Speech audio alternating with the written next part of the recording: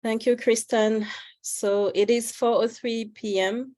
Today is Monday, February 27. The year is 2023. I'm just stating this for public record. So I'm calling this meeting to order.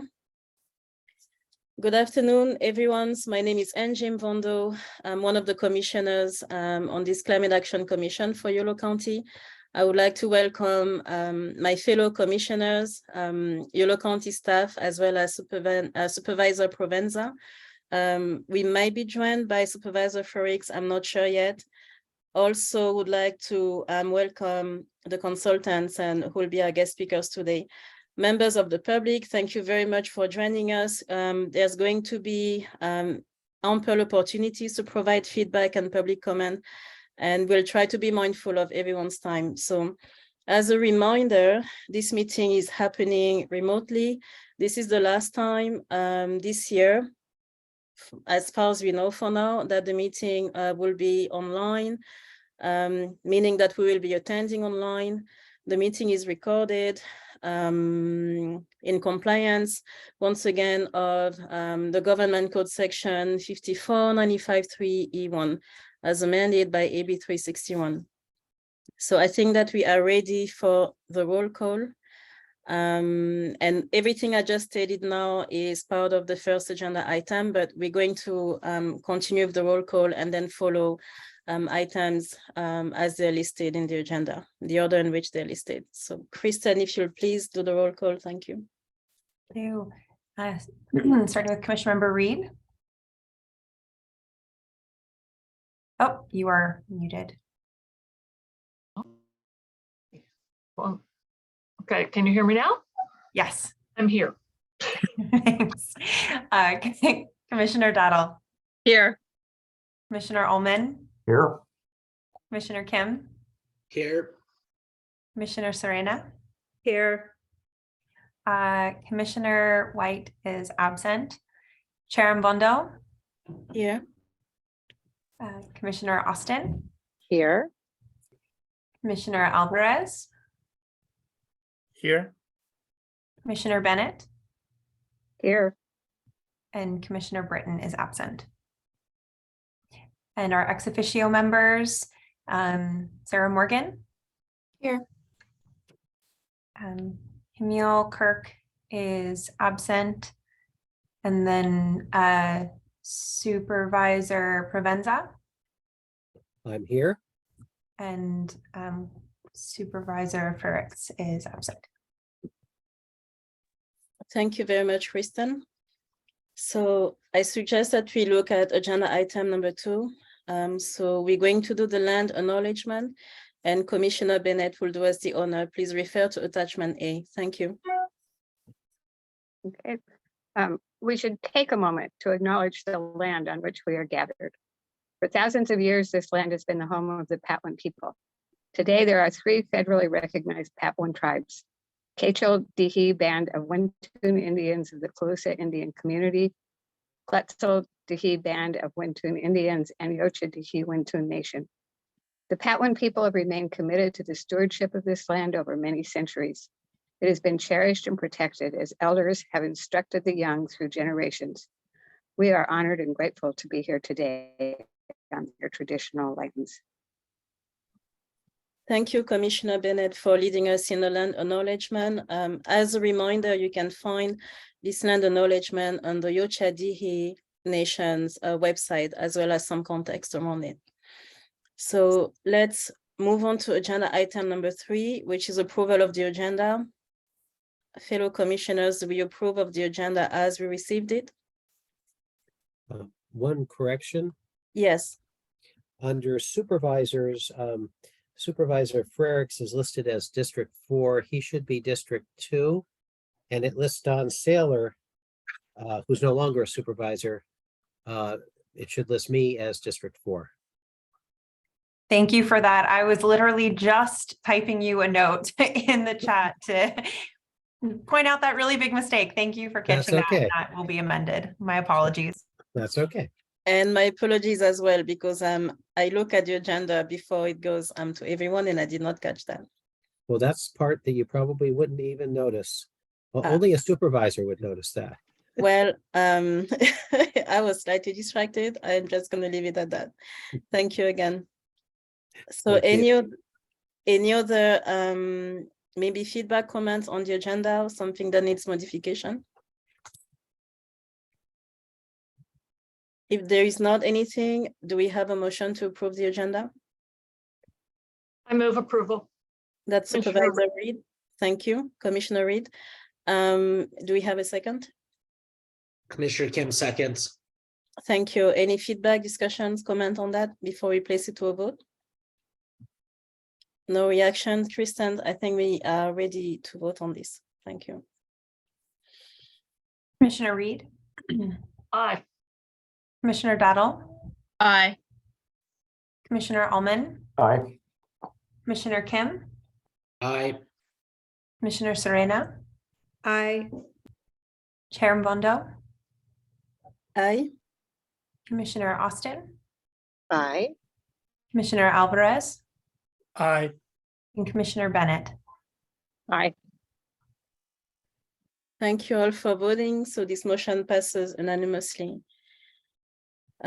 We are now moving on to agenda item number 4, which is public comments. Members of the public, you are invited to address the commission as well as the consultant staff and our supervisor.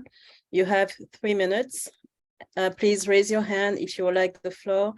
You are invited to state your name and any affiliation you would like us to be aware of. Do we have any public comments at this time? As a reminder, as well, we are asking for public comments on item not already on the agenda for today. Scott Stewart, we thank you for joining us. You have the floor. You have 3 minutes. Good afternoon. My name is Scott Stewart. I am a member of Yolo Climate Emergency Coalition. I'm also part of Ujamaa Farmer Coalition, and I'm looking to, first of all, thank the Sustainability Department for its fine newsletter. I do have a bit of a concern about being included in email, but also just the community that would like to get emailed the agenda prior to the meeting. But I think the newsletter is excellent, and if that's where we need to go, so be it. I want to also ask that this commission particularly continue its outreach to the youth leaders and youth of this community, because this commission, unlike others, in my opinion, is the most vital link that these young citizens have to our sustainable future. I want to also remind the commission, in case you don't know, we have a global climate strike, because what day is it? It is a day too late for the kind of action that we are doing on this commission. And the theme is tomorrow is too late. So please continue. And I invite you to Davis at 14th and B at noon to gather, and then 12:30 to walk to Central Park and hear the youth speak about this very topic. Greenhouse gas, everything that this commission touches has everything to do with the global climate strike, of which one of those actions will be here in Davis. So thank you for my time, and I hope you can make the climate strike. Scott, we thank you again for joining us today, and we thank you for the reminders and announcements that you shared with us. Before I ask if there is another public comment, Kristen, I think we might have done it already, but if not, could we make note to add in the newsletter the youth strike that Scott mentioned, so our community continues to be aware of it? And I'll send you a note on that. I have the information. I'll send it by email. I have the note, the information as well. Unfortunately, it wasn't included in this newsletter. I got a notification today, I believe. We will elevate it through our social media platforms. Okay, appreciate it. Thank you very much. Do we have any additional public comments? Okay, I don't see any reactions. So I believe this closes our time on agenda item number 4. So let's look at agenda item number 5. Please refer to attachment B in your agenda package. We are looking at the minutes from last meeting, January 23rd. So any comments on that? Do you see anything that needs to be corrected in the minutes from last month, which were very thorough, by the way? Thank you, staff. I had a couple of questions. Yes, that's Commissioner Bennett. Yeah, one on the under 7, the update on Yolo County storm response on page 6 of 8 for the minutes themselves. There's a comment that I don't understand. Actually, I'd moved the screen here. Okay. It says that it was shared that the county has shallow wells, which contributes to flooding. Did I miss, maybe I missed the discussion of this, but that doesn't sound like something that county would say. So I just wanted to clarify if that's really what they wanted to have in the minutes. I don't see shallow wells as contributing to flooding. We can verify with the meeting recording. And then there's a couple of pages further down under commission member reports. There's a report on the live survey asking for electric vehicle users. And the sentence says, since it is a non-scientific survey, there is no harsh headline, but I think that means deadline. It does, yeah. Okay. We can That's update it that. for me. Thank you, Commissioner Bennett. Any additional feedback, reaction?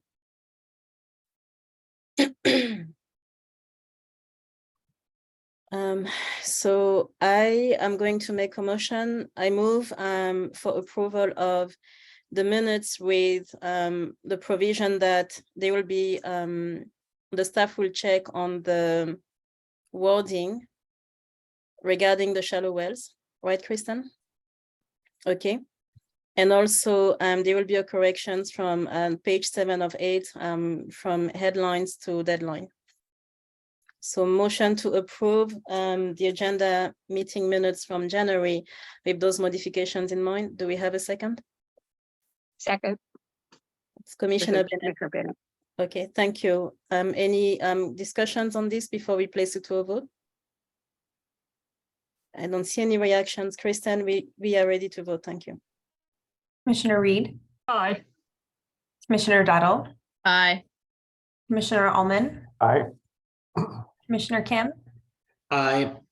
Commissioner Serena, Aye. Chair Mbondo, Aye. Commissioner Austin, Aye.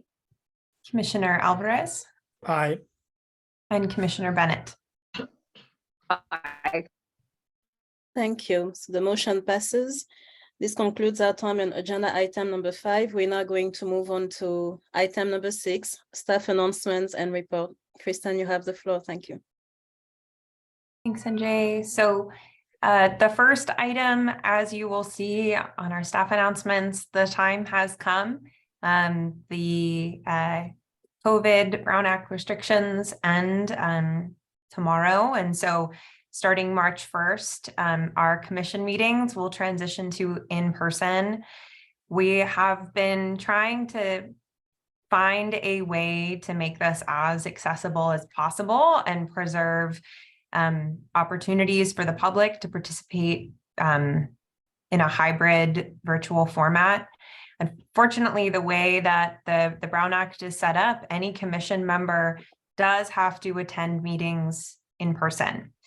So this is something that we have been diligently looking into, and we are still having an exceedingly difficult time finding a county building or a partner building that is large enough to have all of our many faces here on mics and also be able to facilitate a hybrid meeting. And so if folks have any recommendations that they could share of spaces where you have attended, especially a hybrid meeting, The biggest challenge has been that our meetings are after hours. So particularly if you have been to a hybrid meeting in the evening, I would greatly appreciate any leads that you have. Our staff has been reaching out to everybody and anybody trying to find a space that will enable us to be hybrid.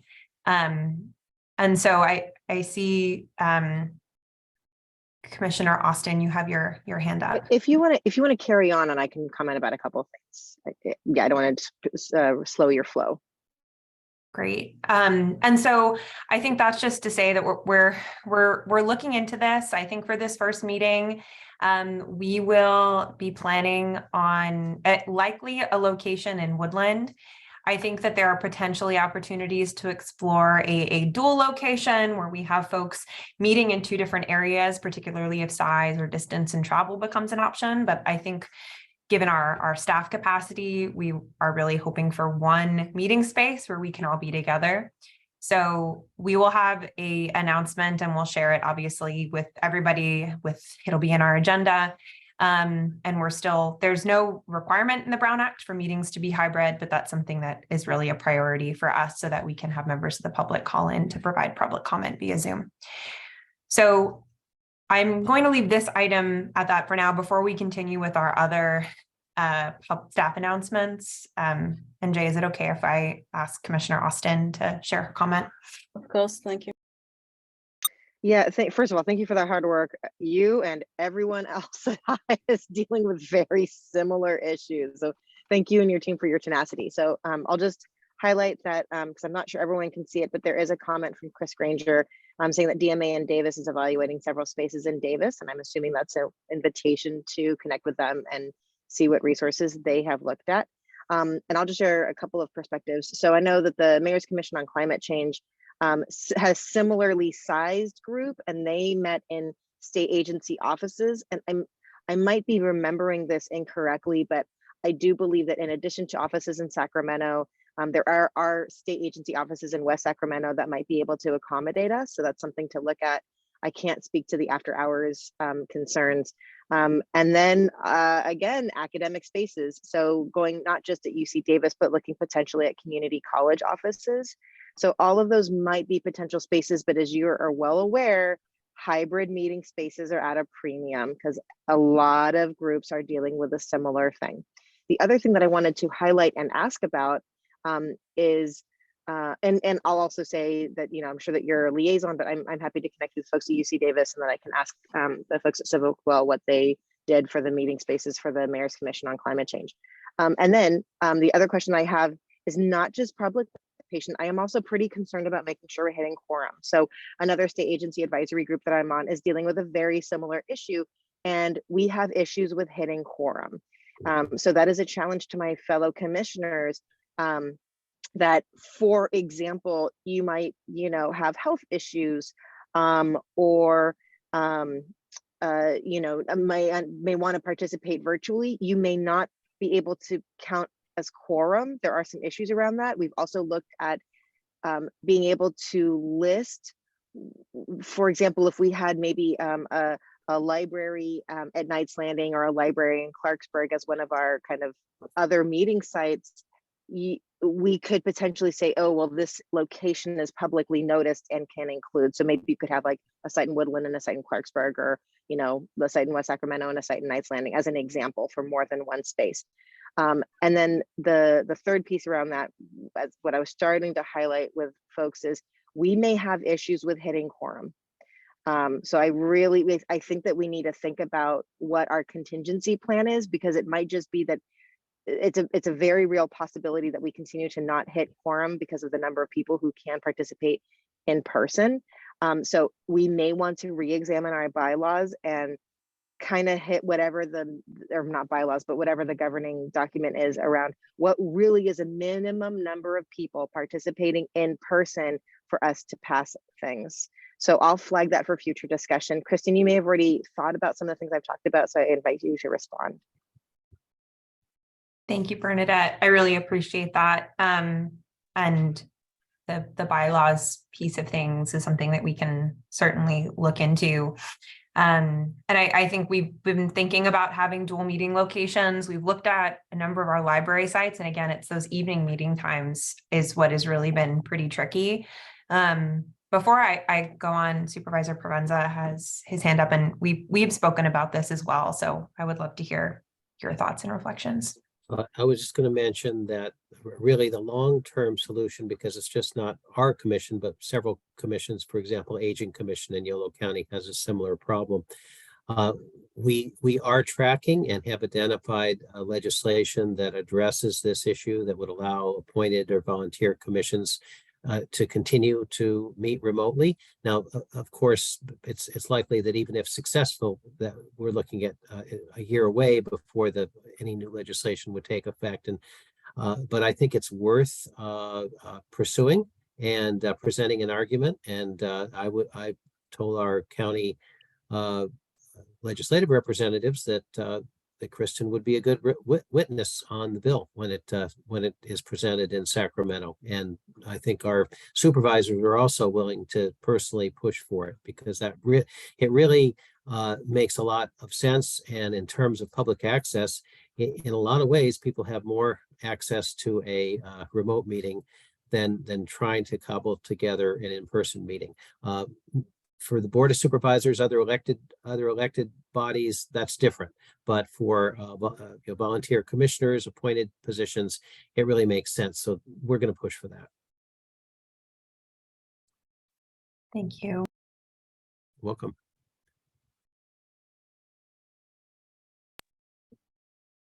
So I'm going to invite Commissioner Bennett to take the floor, if it's okay.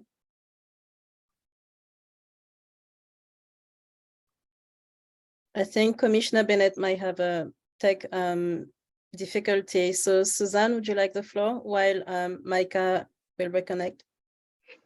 Yes, I was just going to suggest, if we are actively advocating for the legislative change, that we might also ask that the legislation be made an urgency statute in order to have it become effective 90 days after enactment. Mm-hmm. And that's usually, as a practical matter, you usually get a few months head start with them. Instead of January 1st, maybe the end of the summer, if you're lucky with the urgency legislation. Sometimes they'll go right through, but my experience is it does, even with urgency legislation, take a while. So we do need to address what we do this year, and the multiple locations is a possibility. And I know Kristen met with County Council, and we'll be talking more with our board subcommittee and County Council about options. And I think there are some that might work. Thank you, Supervisor Provenza. I see that Supervisor Bennett is back. Micah, would you like the floor? Yes, please. Kristen, you probably maybe have already talked to her, but Yolo County Flood Control Board meeting or boardroom might be a possibility. And also Kristen SICI has had to put together some meetings with their hybrid meetings with quite a lot of people. So she might have suggestions. The timing might be good for their boardroom because we wouldn't probably be conflicting with them, but I don't know if they have the ability to keep it open for us. Thank you very much, Micah. And Kristen, I'm going to turn the mic back to you. I see Commissioner Kim hands raised as well. Yes, Andrew. Well, I just wanted to read a note on the chat from Chris Granger from Cool Davis saying that maybe getting adequate tech for facilities in Yolo County could be good use of remaining ARP funds, which is an interesting idea, especially, facilities in more of the unincorporated areas. So thank you, Chris, for sharing your thought. I appreciate that and the comment as well. As a kind reminder, we encourage leaving comments in the chat. If you have to leave early and you think that you won't be able to take to the floor, that's always very good. Or if you have a tech difficulty, this is just for transparency purposes. While we read the comments out loud, we want the public to be able to have access to the source directly. And then Kristen, before I turn the mic over to you again, you and I also discussed on that issue. And I think that would you confirm if there will be a possibility to make this an ADA issue as well? We mentioned that people might be sick and might not be able to attend in person. Is that still a possibility? And so for I think the ADA considerations are an even bigger question. There are currently in the updated guidelines, folks can attend in a hybrid format up to 2 times a year for an illness, but that obviously doesn't speak to broader ADA concerns. So I think this will all be a part of the conversation as we think through what this looks like and what advocacy looks like to make these meeting spaces more accessible moving forward.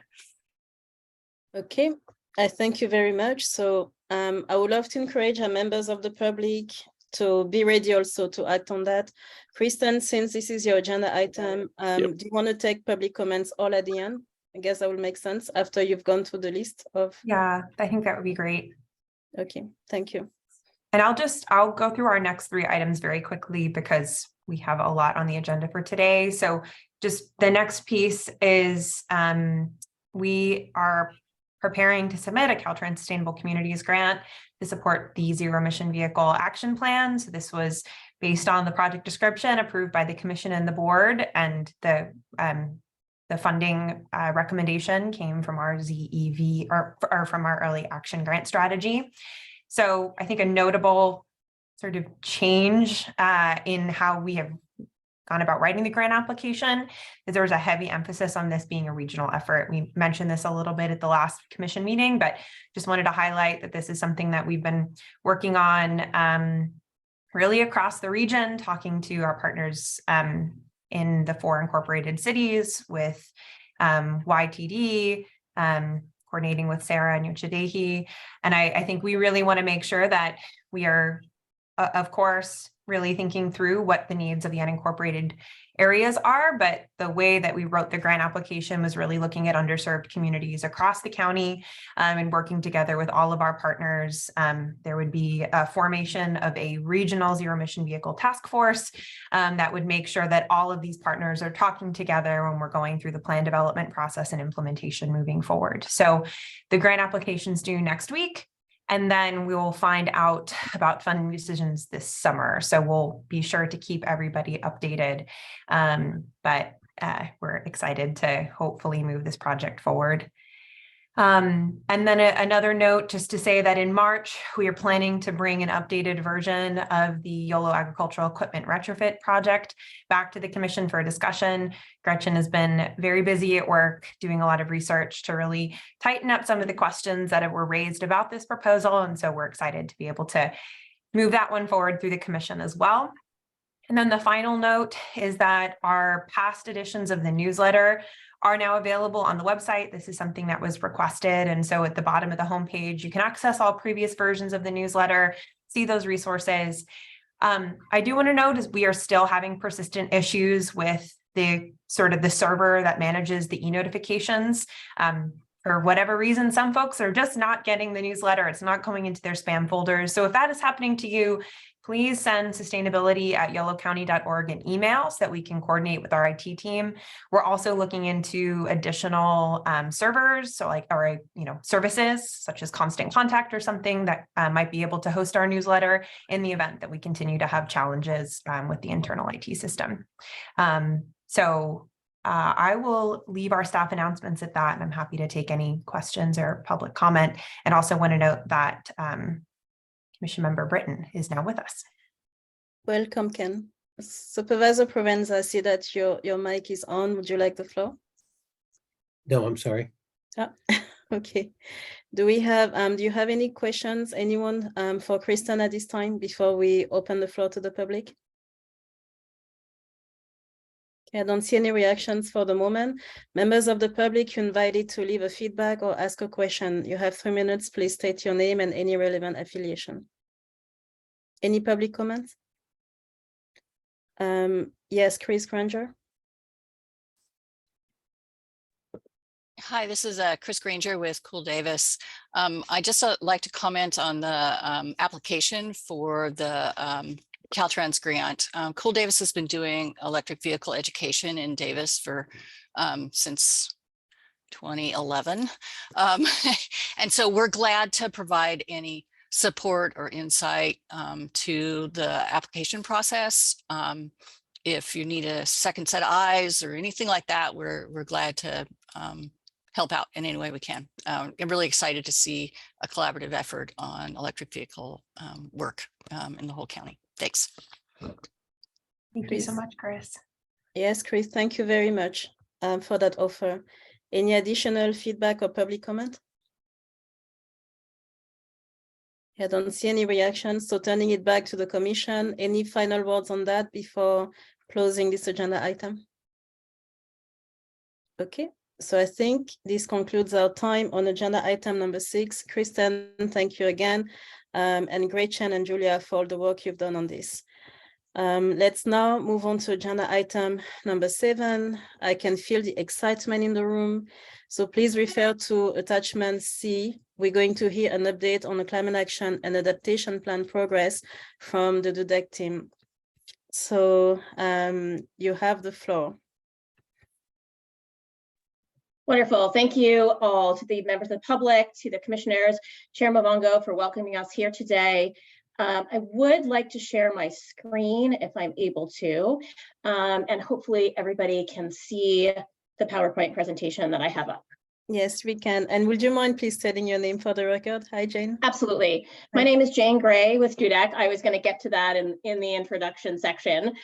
Jane Gray with DUDEC, and here to talk to you about the Climate Action Plan. I also have with us Adrita Islam from Farron and Peers, Michael Hendricks, Mike Howard, and Sarah Halterman, all of whom will be talking with everybody here on the presentation today. So really our first item is an update on the CAP overall and the progress that we're making. We're making good progress. We are all very busy. We have attended the work group meetings and are really looking forward to digging more in. The first meeting that we attended was the Equity and Engagement work group on the 10th of February. And the DUDEC team is working with the Equity and Engagement work group on both a communication and engagement plan and also an equity strategy. So in the next commission meeting in March, we will have a lot more detail to show you as it relates to both the strategy itself, the types of strategies, and the timeline that we will be working on, the communication and engagement plan. And currently we are drafting interview questions, both for agency interviews and for community-based organization and community partner interviews, as well as an introductory email to the CBPs, community-based organizations, and community-based partners, CBPs. Within strategy, the equity strategy itself, it will be embedded within the communication and engagement plan overall, as they work in tandem to reach out to community members, provide feedback, help reflect back what we're hearing, and then certainly inform the CAP as it moves forward. Both the strategy and the communication plan will be in English and in Spanish. And just want to remind everybody, all of our materials will at a minimum be in English and Spanish, and materials, interview questions, and others, we will have them translated into other languages as needed and as appropriate. We did give the Equity and Engagement work group a preview of the outline, received really good feedback and comments on that. And again, we'll be providing larger items for you in a staff report at our next meeting in March. I'm going to turn it over to Adrita for this next update. Thanks, Jane. Our role on this project is to essentially create GHG and BMT inventories and updated targets.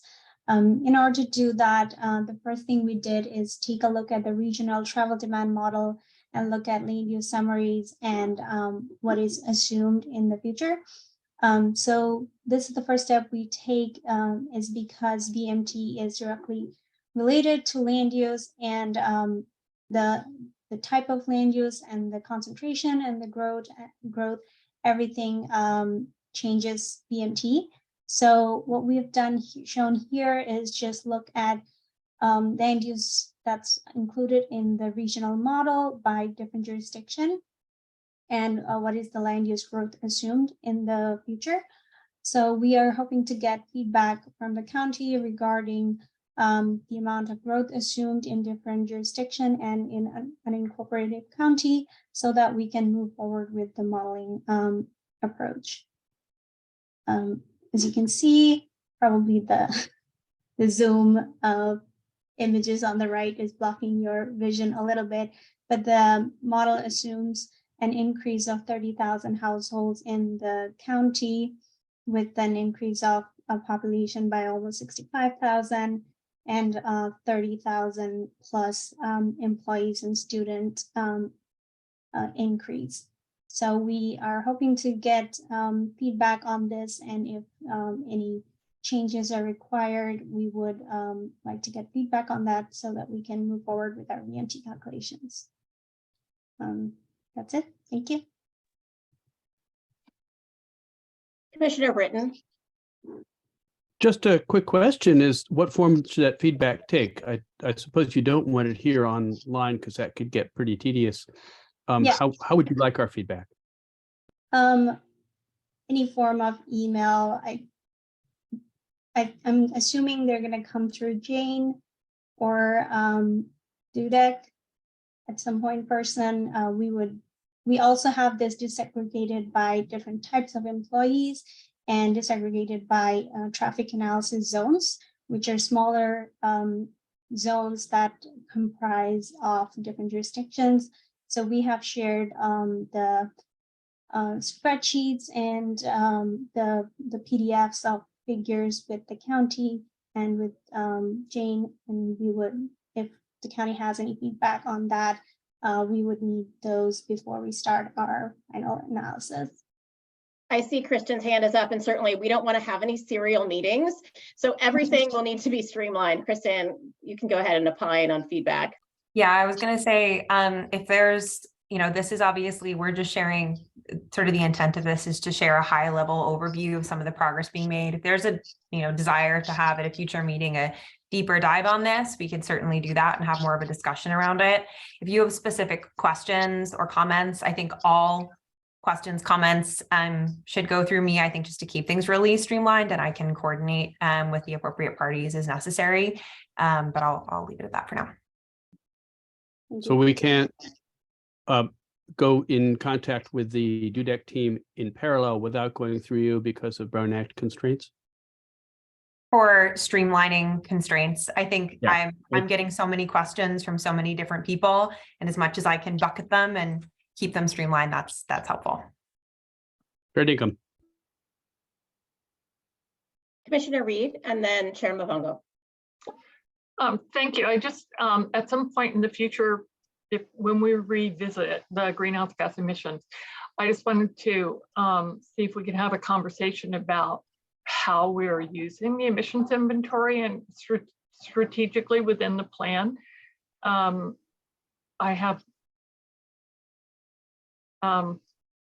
going to have a lot of projections about modeling and projections of future GHG emissions, and I'll be interested in knowing how the climate reduction activities of other entities are being factored into those going forward, and how our commission is going to use the inventory to best establish what areas we have the greatest influence and the greatest potential to effect and achieve emissions reductions within our jurisdiction. Thank you. I want to recognize that Chair Mavongo has a question, but Mr. Hendricks, did you want to provide some further detail for Commissioner Reed? Sure. So baseline inventories are just what's going on the ground at a particular date. And that is as accurate as we can get with data. And then forecasts, of course, we're looking into the future. And we have what we call adjusted business as usual, where we look at all of the jurisdictional activities, things within the region that the state is doing, the other cities are doing, that would impact Yolo County's inventory and adjust that within the forecast. So that's how that's done. And I'll talk more about that when we get into inventories. Yeah, that'd be great. Thank you. Thank you, Chair Mavongo. Thank you for your patience. Of course, thank you, Jane, and thank you, Michael, for the clarification.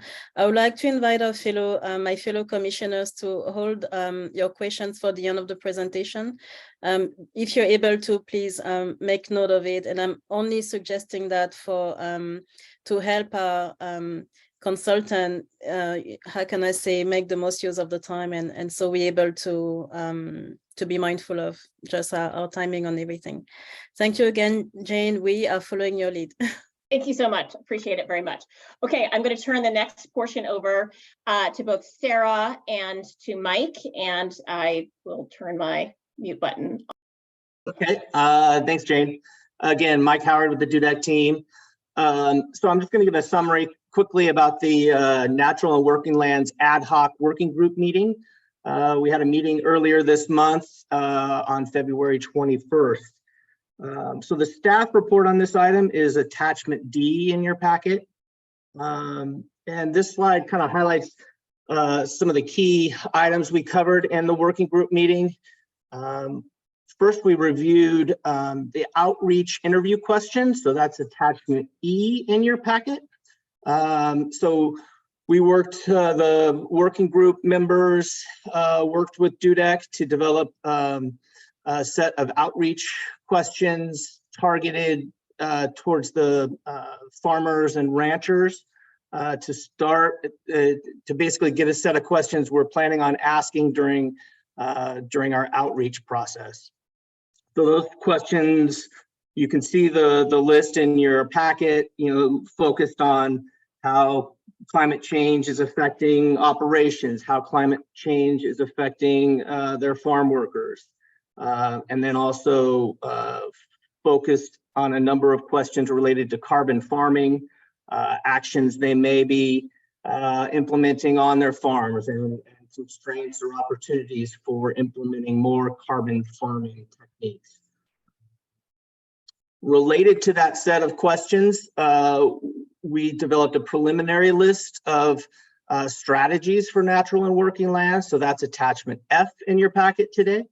As a way to elicit some input to provide examples of the types of strategies when we're talking about carbon farming and when we're doing this outreach to farmers and ranchers, so that they could have an idea of what those types of strategies or actions might be.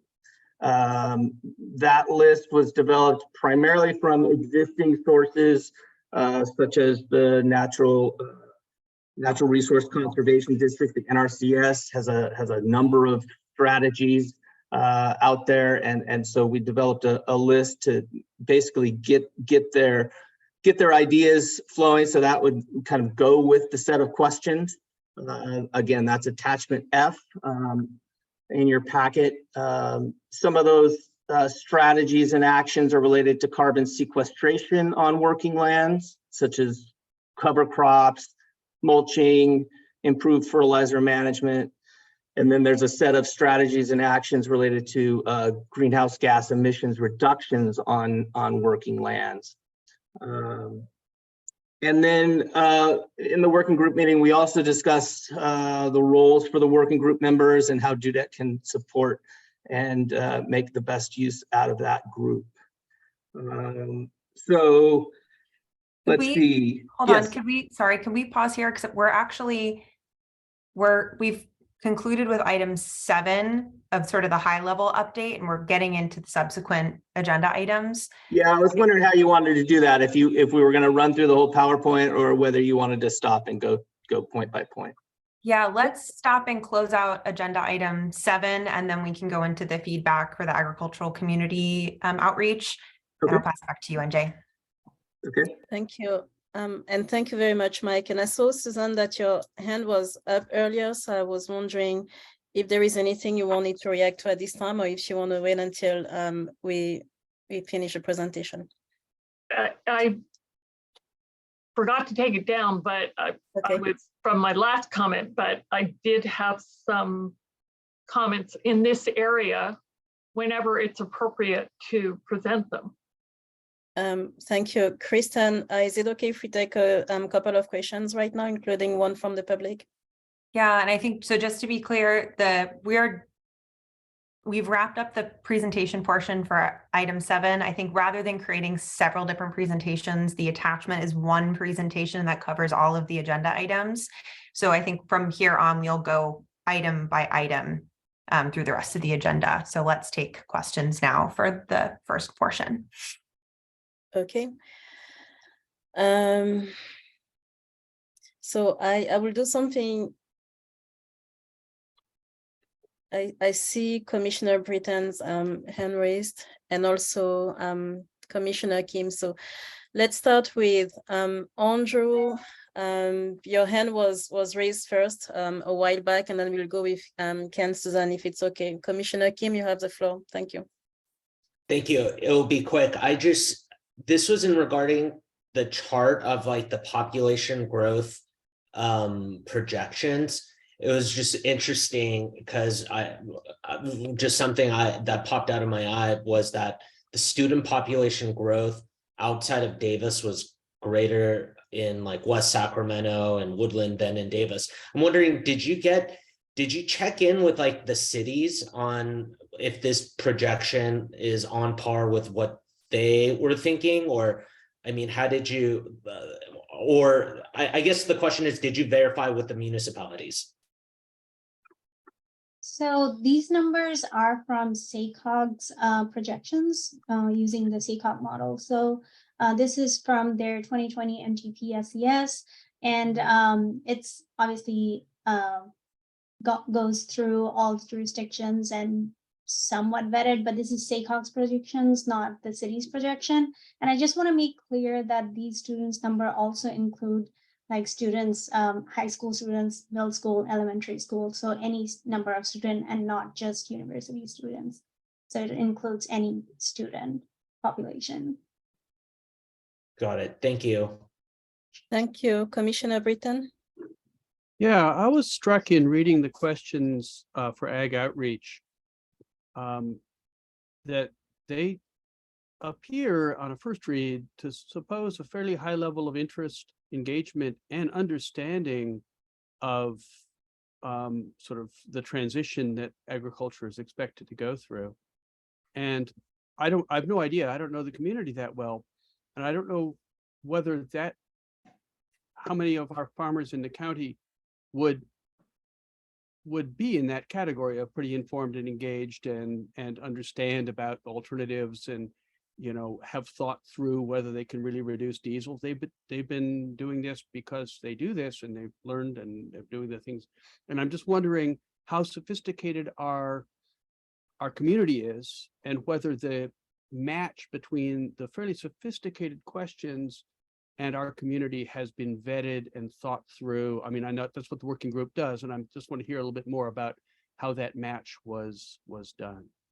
So I have Kristen, I see that you want to react to that. So this is touching on outreach materials for agricultural community, which is agenda item number 7. So I would like to suggest that we put a hold on that, if it's okay. Kristen, did you want to react to that?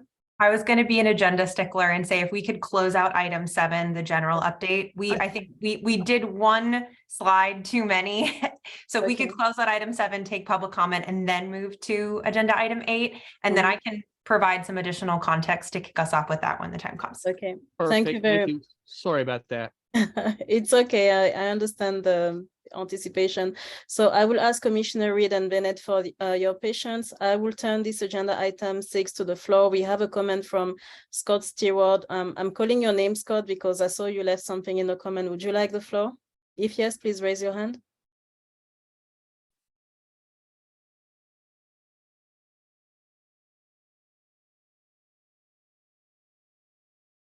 So Scott Stewart might be busy. I invited the public and anyone else to leave a comment via chat only if you have a technical difficulty or otherwise challenge. So I'm going to read Scott Stewart's comment. Is there an intention to tie the lands that are covered in county jurisdiction with UCD land resource use? Is there a way to plan for that possibility? How is DUDEC working in the highway expansion, which is being discussed in the region within Yolo County? Thank you.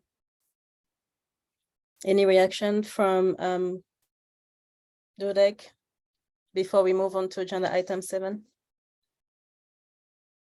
So I want to just mention that all the highway expansions that are assumed in the MTP 2020 YCCAC MTP SCS are currently being assumed in our model. So if the county deems any necessary changes to any highway expansion on 80 or other roadways, then we would be happy to include those in our analysis. But currently, as it stands, it's whatever is assumed in the MTP SCS, YCCAC MTP SCS. Thank you very much for your reply, Atrida. And Commissioner Reid, do we have permission to close this item and move on to agenda 7? And you react, or did you want to say something right now? No, I'm with Ken. I want to talk about what he wants to talk about. Okay, thank you. So this concludes our time on agenda item number 7, which was a general update on the CAP progress. We are now moving on to agenda item number 8, which is a discussion regarding outreach materials to the agricultural community. So please refer to attachment D, E, and F in your agenda package. Kristen, I'm going to leave the floor to you. Your name is attached to this agenda item, and I think that you'll be the best person to help us stay on target when it comes to the different items. Thank you. Sorry, and good. This is a good lesson learned for separating out presentations by item moving forward. And so, Jane, I think we're okay without screen share for now, since we've gone through this slide, and folks can refer to the attachments in their packet. Mike did a great job covering the high level of this item. Just to add a couple more comments, I was hoping that Kate Reza from RCD was going to be here today. Unfortunately, she has a migraine and was unable to attend. And so she did a lot of work in preparing this initial list of questions. I think one clarification, or sort of discussing the intent and purpose of these questions. This is sort of an initial precursor. It's a very step one of outreach before a survey is developed. And so the Farm Bureau is also taking some time to provide input into these questions as well. And our working group discussed them at great length. And so I think there are definitely places where we have a lot of content and a lot of context, but really the purpose of this is not folks are not going to get this whole list of questions at once and be left to figure them out. It's not a survey that's going out. These are questions, they're really conversations that RCD, working group members, county staff will have with the ag community to gauge initial responses, thoughts about this topic area, and then use that to inform future outreach, the development of a survey that would go out to the broader ag community. And so I think that it's not something that is just being thrown out there and letting folks sort of suss through it on their own. There'll be additional context provided at the start of that conversation to walk folks through that. And we could have done a better job describing that in the staff report. So my apologies. So I think with that context, I can open this up to a conversation. And then I think it would also be helpful as we go through this, if there are questions, if our ad hoc working group members, Palaya, Sarah, Andrew, and Micah, all provided input and feedback to develop these questions. And so would love to hear their input and feedback as we move through. Thank you, Kristen. And Ken, I'm turning to you again. So you asked the question earlier, would you mind repeating it? And I know that Suzanne would like to add to what you said as well. Thanks. Yeah. So what Kristen just said provided a pretty decent answer to my question, which is that this is a laundry list of topics to discuss with the community, not the first survey that goes into their mailboxes, like, where's this come from? So the mismatch that I was concerned about pretty much vanishes, but I would just sort of reiterate my concern that if you I think about who you're talking to, and I know that the people in the group do that. And when your first reach should be at what engineers call an appropriate impedance match with the audience, and should not take too much of their time, because farmers are such busy people. And it's tough life out there. So and this was that's why I was thinking this was a survey. I'm like, my God, that'll take somebody an hour and some research and yada yada. So good. So I think, Kristen, thank you. That answered my question more or less completely. Although at the high level, I'd be interested to know to see the blanks filled in a little bit on what you said, which is what's the sort of, who is the community that you are going to first reach out to start that conversation going, as you phrased it. And how are you going to expand that community as much as possible to reach people who aren't so concerned or engaged or aware even that there is things are changing? I can provide a quick response and I then can interrupt. If I ask, I think you can answer both of us at the same time. If I can just sort of expand on what Ken has raised here, and then you'll be done with me. So Ken's raised a lot of questions that I had concerns about. And so in this, again, this is work that I did professionally. So I come from kind of a different place when I look at, in this case, what I considered an interview instrument, or interpreted it to be an interview instrument.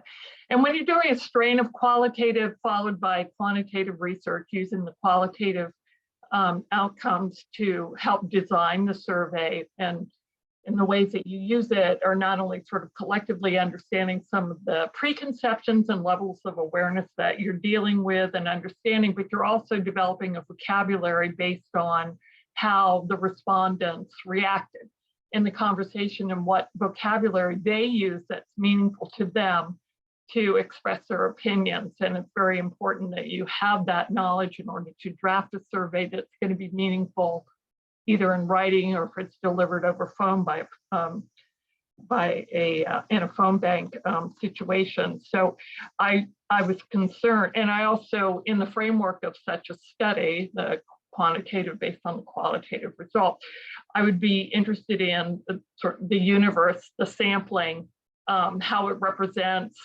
the farming, grower, and producer population in general across Yolo County. So I'm interested in that, which Ken articulated. And then sort of who's going to be doing these interviews? Are they, what the methodology? So you have your universe, your sample, your methodology, and then your results. So I'm interested in both the universe that's going to be sampled, both for the qualitative interviews and then for the quantitative survey, which, as I understand, is a small sample size, and so statistical, meaning is going to be less, margins of error, et cetera. But if I can get some context of who you're talking to and what they represent relative to farming, grower, and producer activity in the state, and then the methodology by which you're going to gather the information, both qualitative and then quantitative. Thank you. That's it. Okay.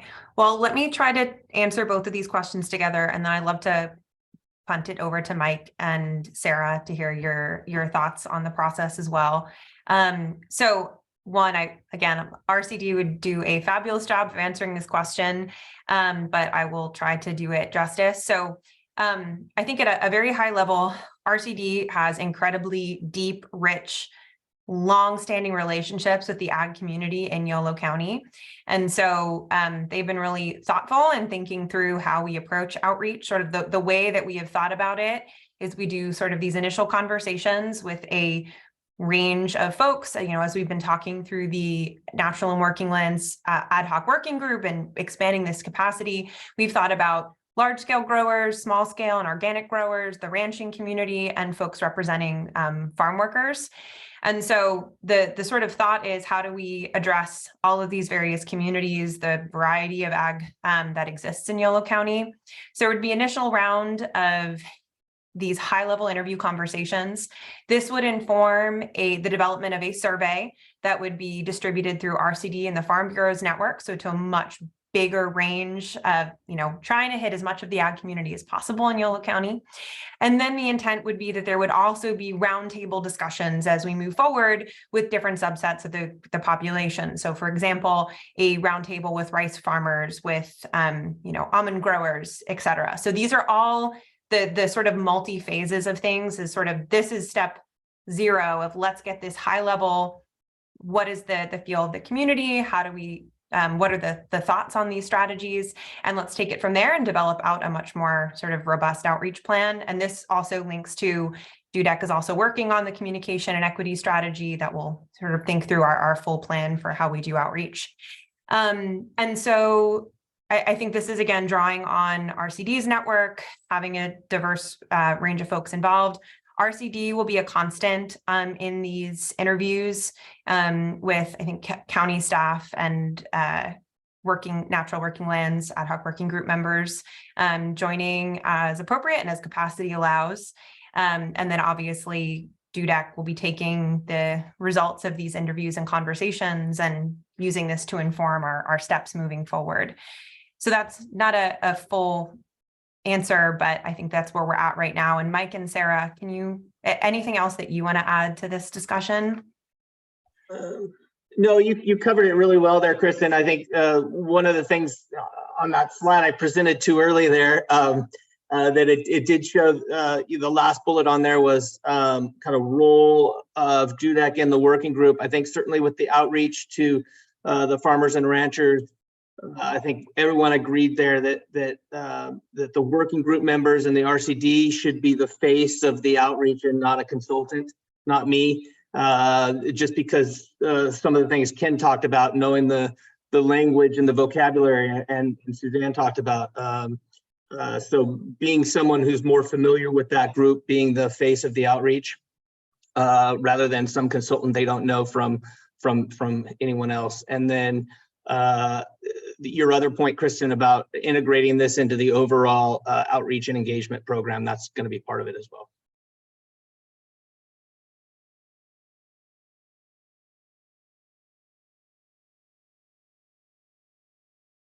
Thank you all.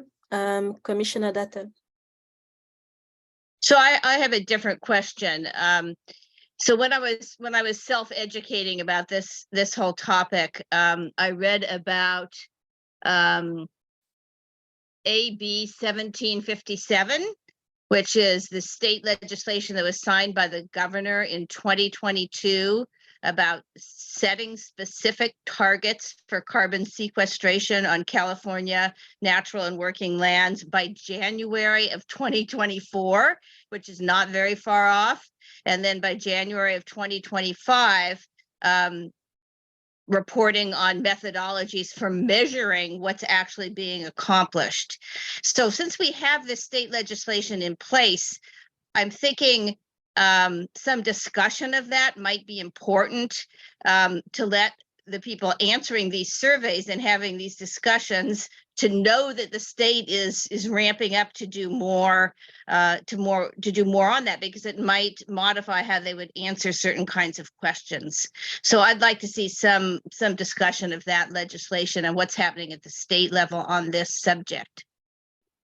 Thank you, Robin, for asking. And I actually want to add a little bit to that when it comes to outreach materials and surveys. So one of the most common ways I've seen outreach done has been either via, online ways, sending an email, or inviting people to visit a website where they then answer online. At times also they receive something in the mail in a paper format.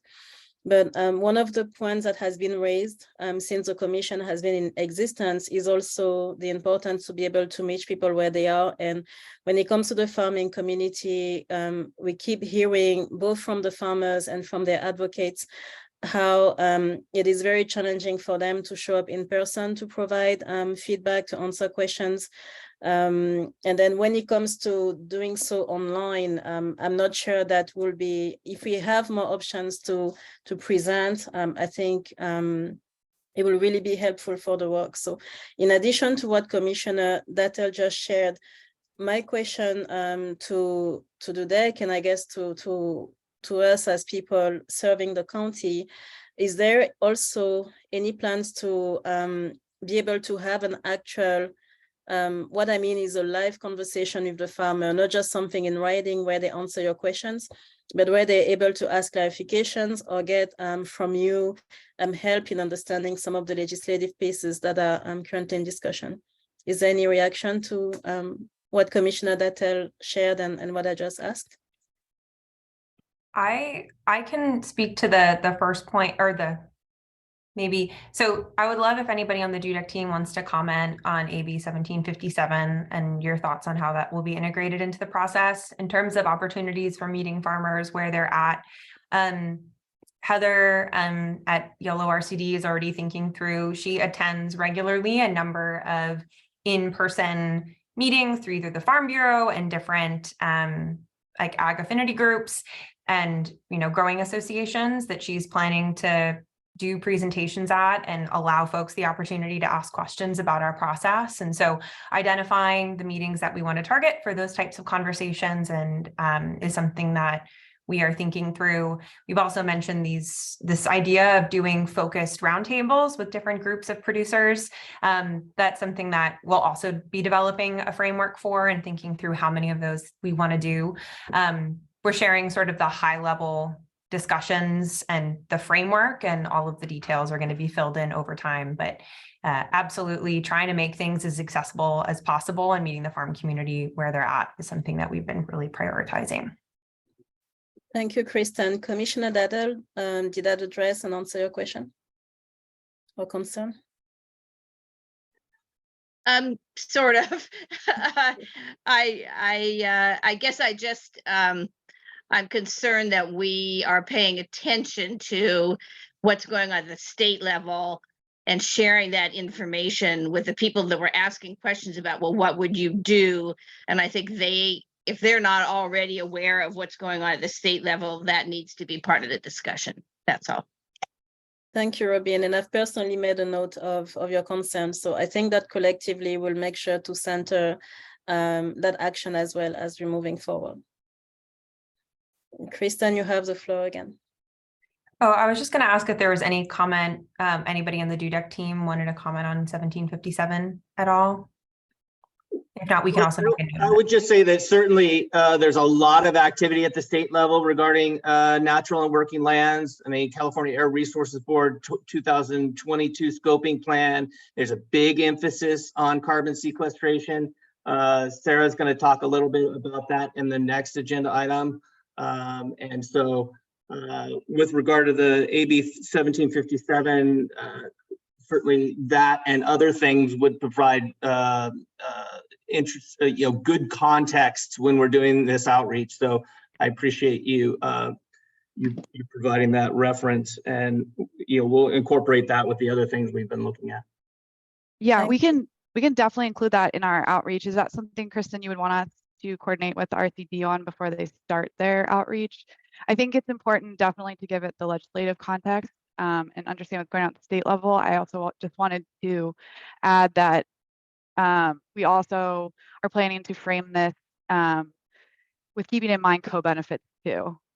So whereas you might not care so much about carbon sequestration, but if you're saving money, if you're saving water, if there's other tangibles that we can speak to, those will be involved too. So that I do hope that in addition to the statewide context will be included. But I don't know, Kristen, if that's something that we should be reaching out to RCD ahead of our next working meeting.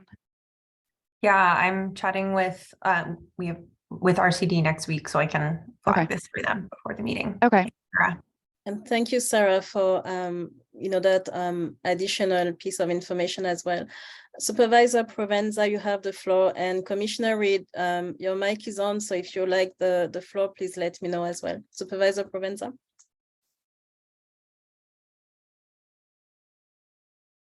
Thank you. I wanted to emphasize that the outreach to farmers and perhaps others, the personal outreach is really essential. And the roundtable or meeting people where they are I say this from personal experience on the state's water project. When we were looking for impacts of the project in our area, we did not learn of those impacts from any of the work that the state had done, including the outreach work. We learned of it by going out and talking to the farmers, and we used that information to develop an approach that met everyone's concern on all sides. But I don't think there's anything more important than that type of real outreach and a process that allows for it. It may not just be farmers, there may be others that fall into that category, but I know it's particularly true in agriculture.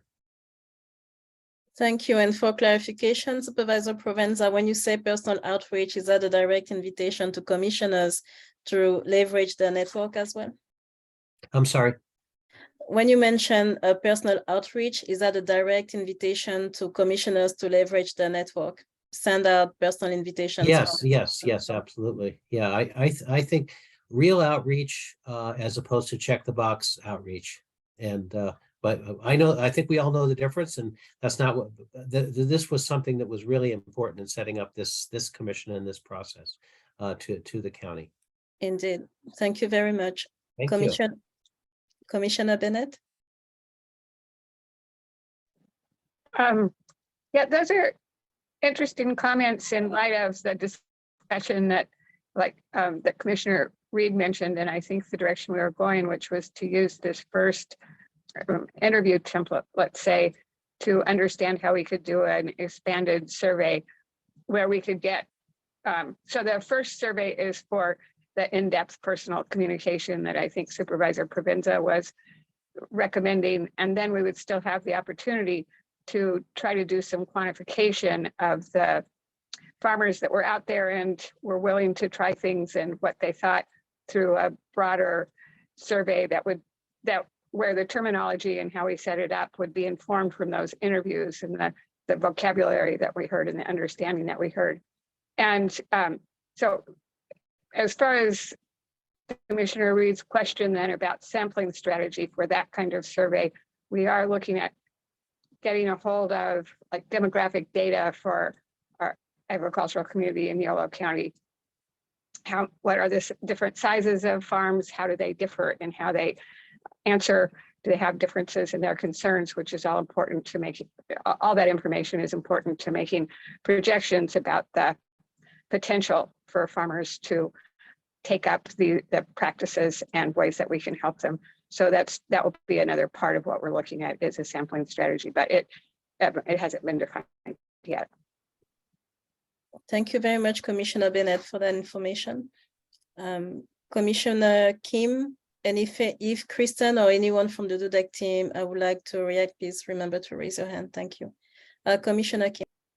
Yes, I had a question for the DUDEC team. So after completing the first interview, which is like the more qualitative, in-depth, personal engagement with the key, ag stakeholders, and when we do a more quantitative kind of survey that we develop later on after this first iterative process, do you have a sense of what the participation amount should be to be statistically significant survey, right? Noting just from your past experience working with different ag community, what do you anticipate the participation rate for us to be able to say we have a statistically significant sample size? Yeah, I don't know if I'm the right person to answer that, Jane. I know that we've got outreach experts on our team, and we're developing that engagement strategy, and then RCD on the National Working Lands Working Group itself. I know that they've got a list of folks that we're planning on doing the outreach to, or are developing such a list.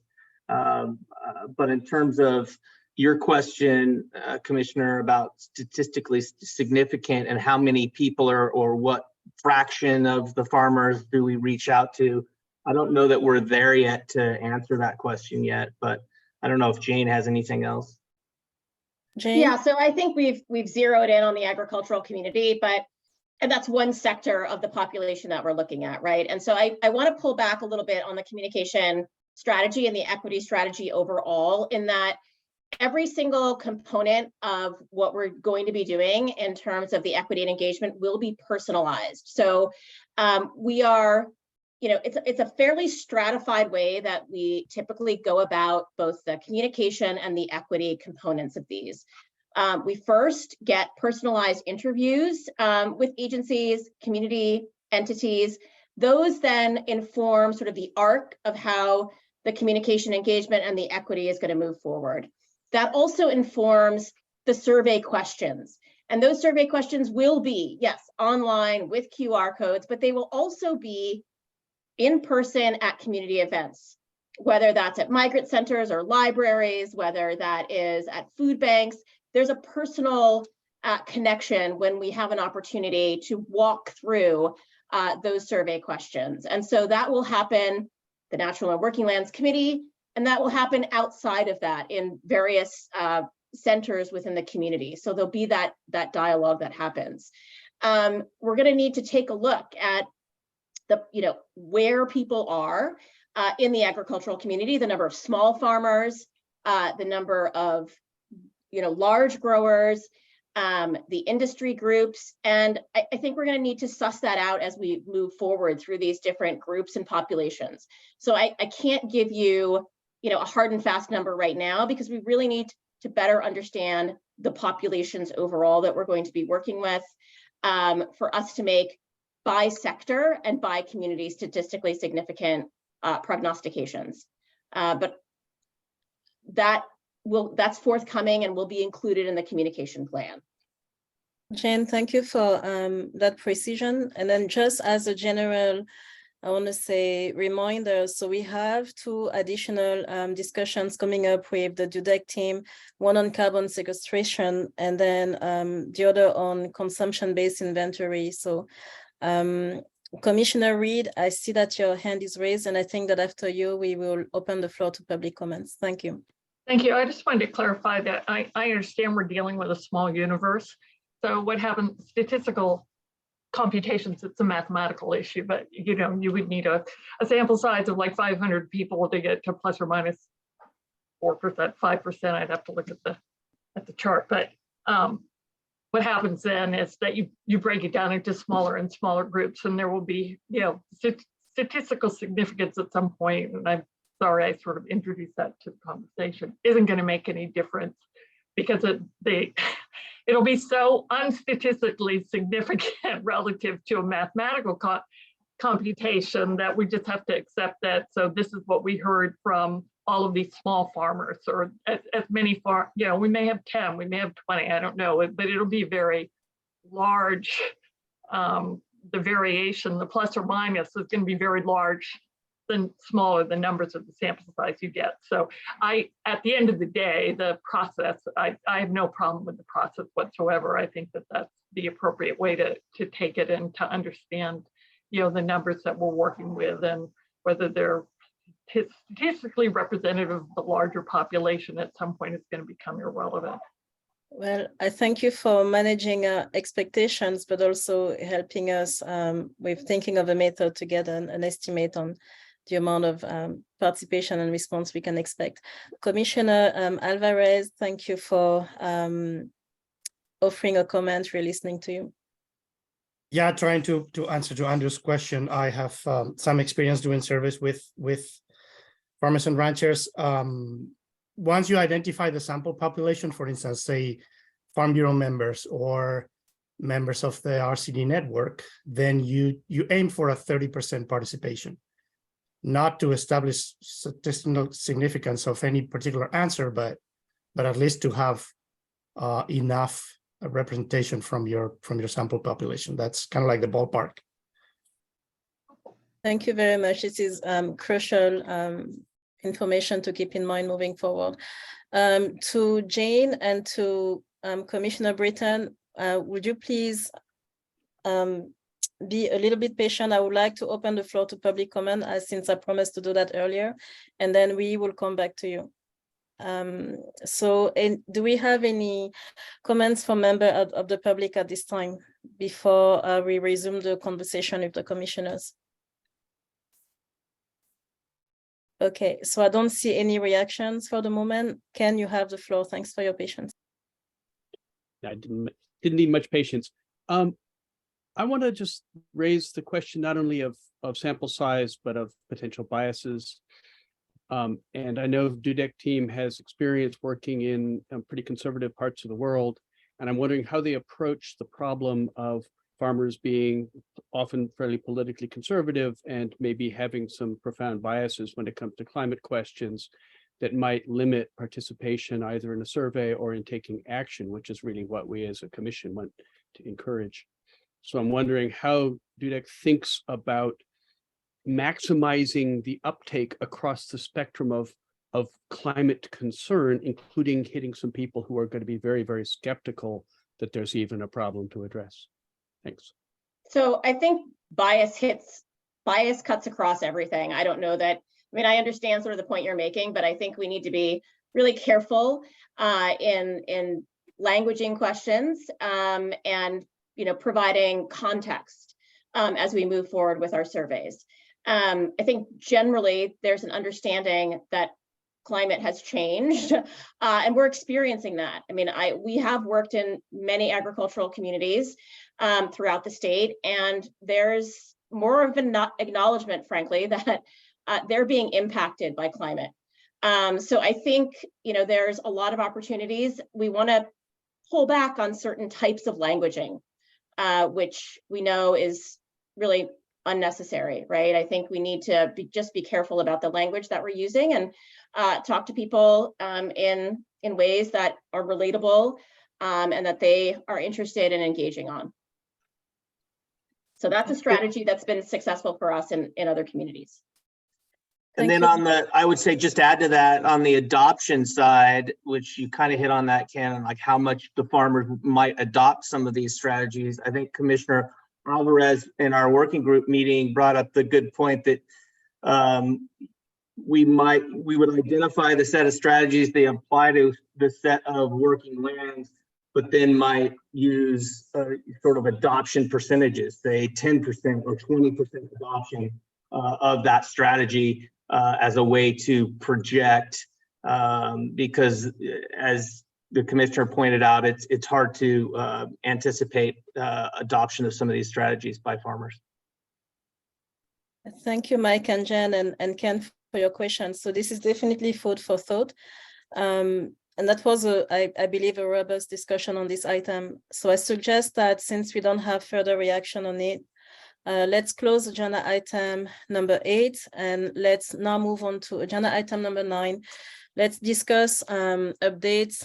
First, let's hear the updates and provide input as asked on carbon sequestration methodology. So we will be listening to Sarah Halterman and to Mike Howard. You have from the DUDEC team. I invite you all to refer to attachment G, and the DUDEC team has the floor. Thank you all. Thank you. You can go to the next slide, Jane. So our team prepared a staff report for the commission to outline our approach to the carbon sequestration potential analysis, and that is provided in attachment G.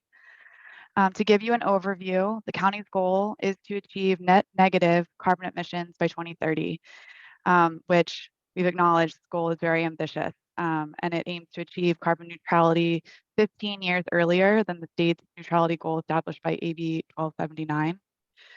In the state's plan to achieve neutrality by 2045, they do indicate that there's no path to neutrality without carbon capture and sequestration.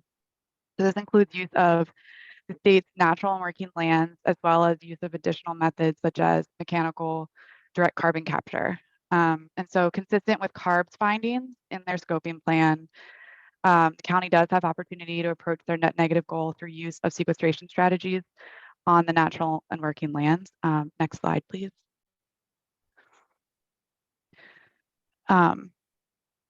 And so a net negative goal means that not only does the county need to reduce the CO2 emissions to the atmosphere, so stopping them before they're produced, we will also need to remove CO2 from the atmosphere that's currently there.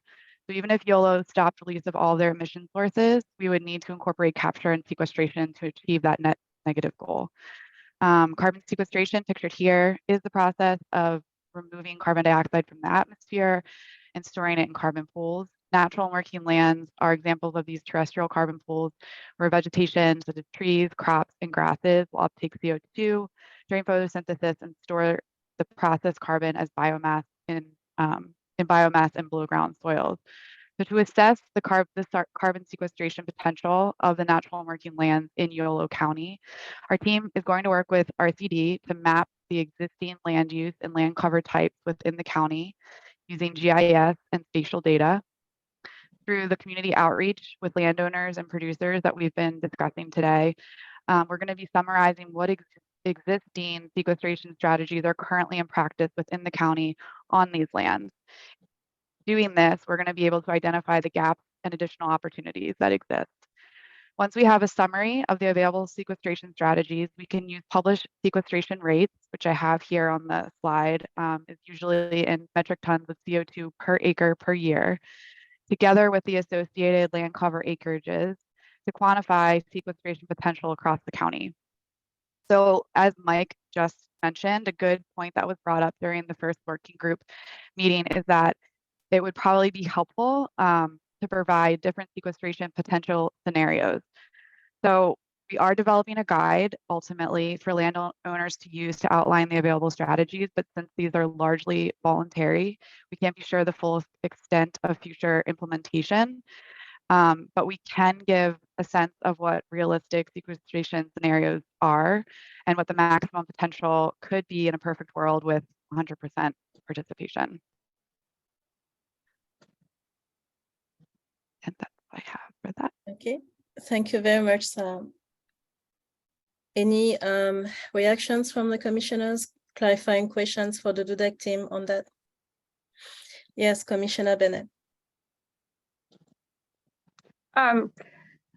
So my question is, are we just going to kind of assume a passive role in identifying practices that could be used on different pieces of land and what various rates of sequestration would get for us in terms of our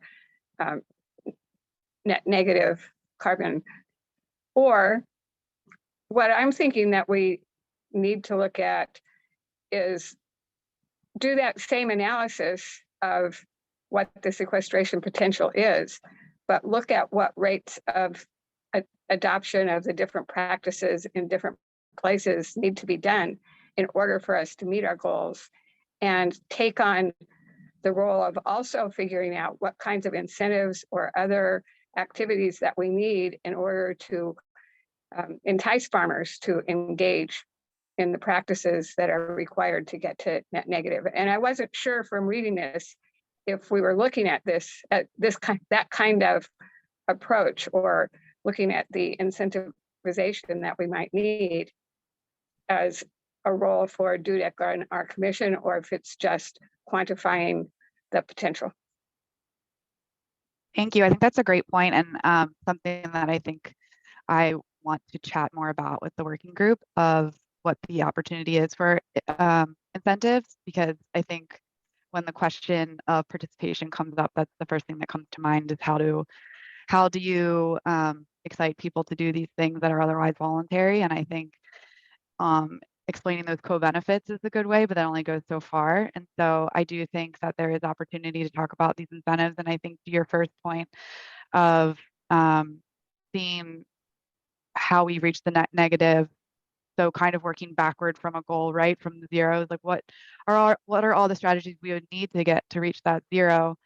What does that look like, and what sort of incentives would we have to develop in order to get people to do that? And I like that idea, and I think that kind of goes to what Mike was talking about and what the working group was talking about with the different scenarios that we can kind of play around with.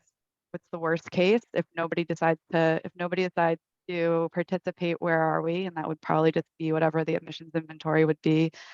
And then best case, if everyone participates and includes all of the best strategies with the highest sequestration potential, where will that get us?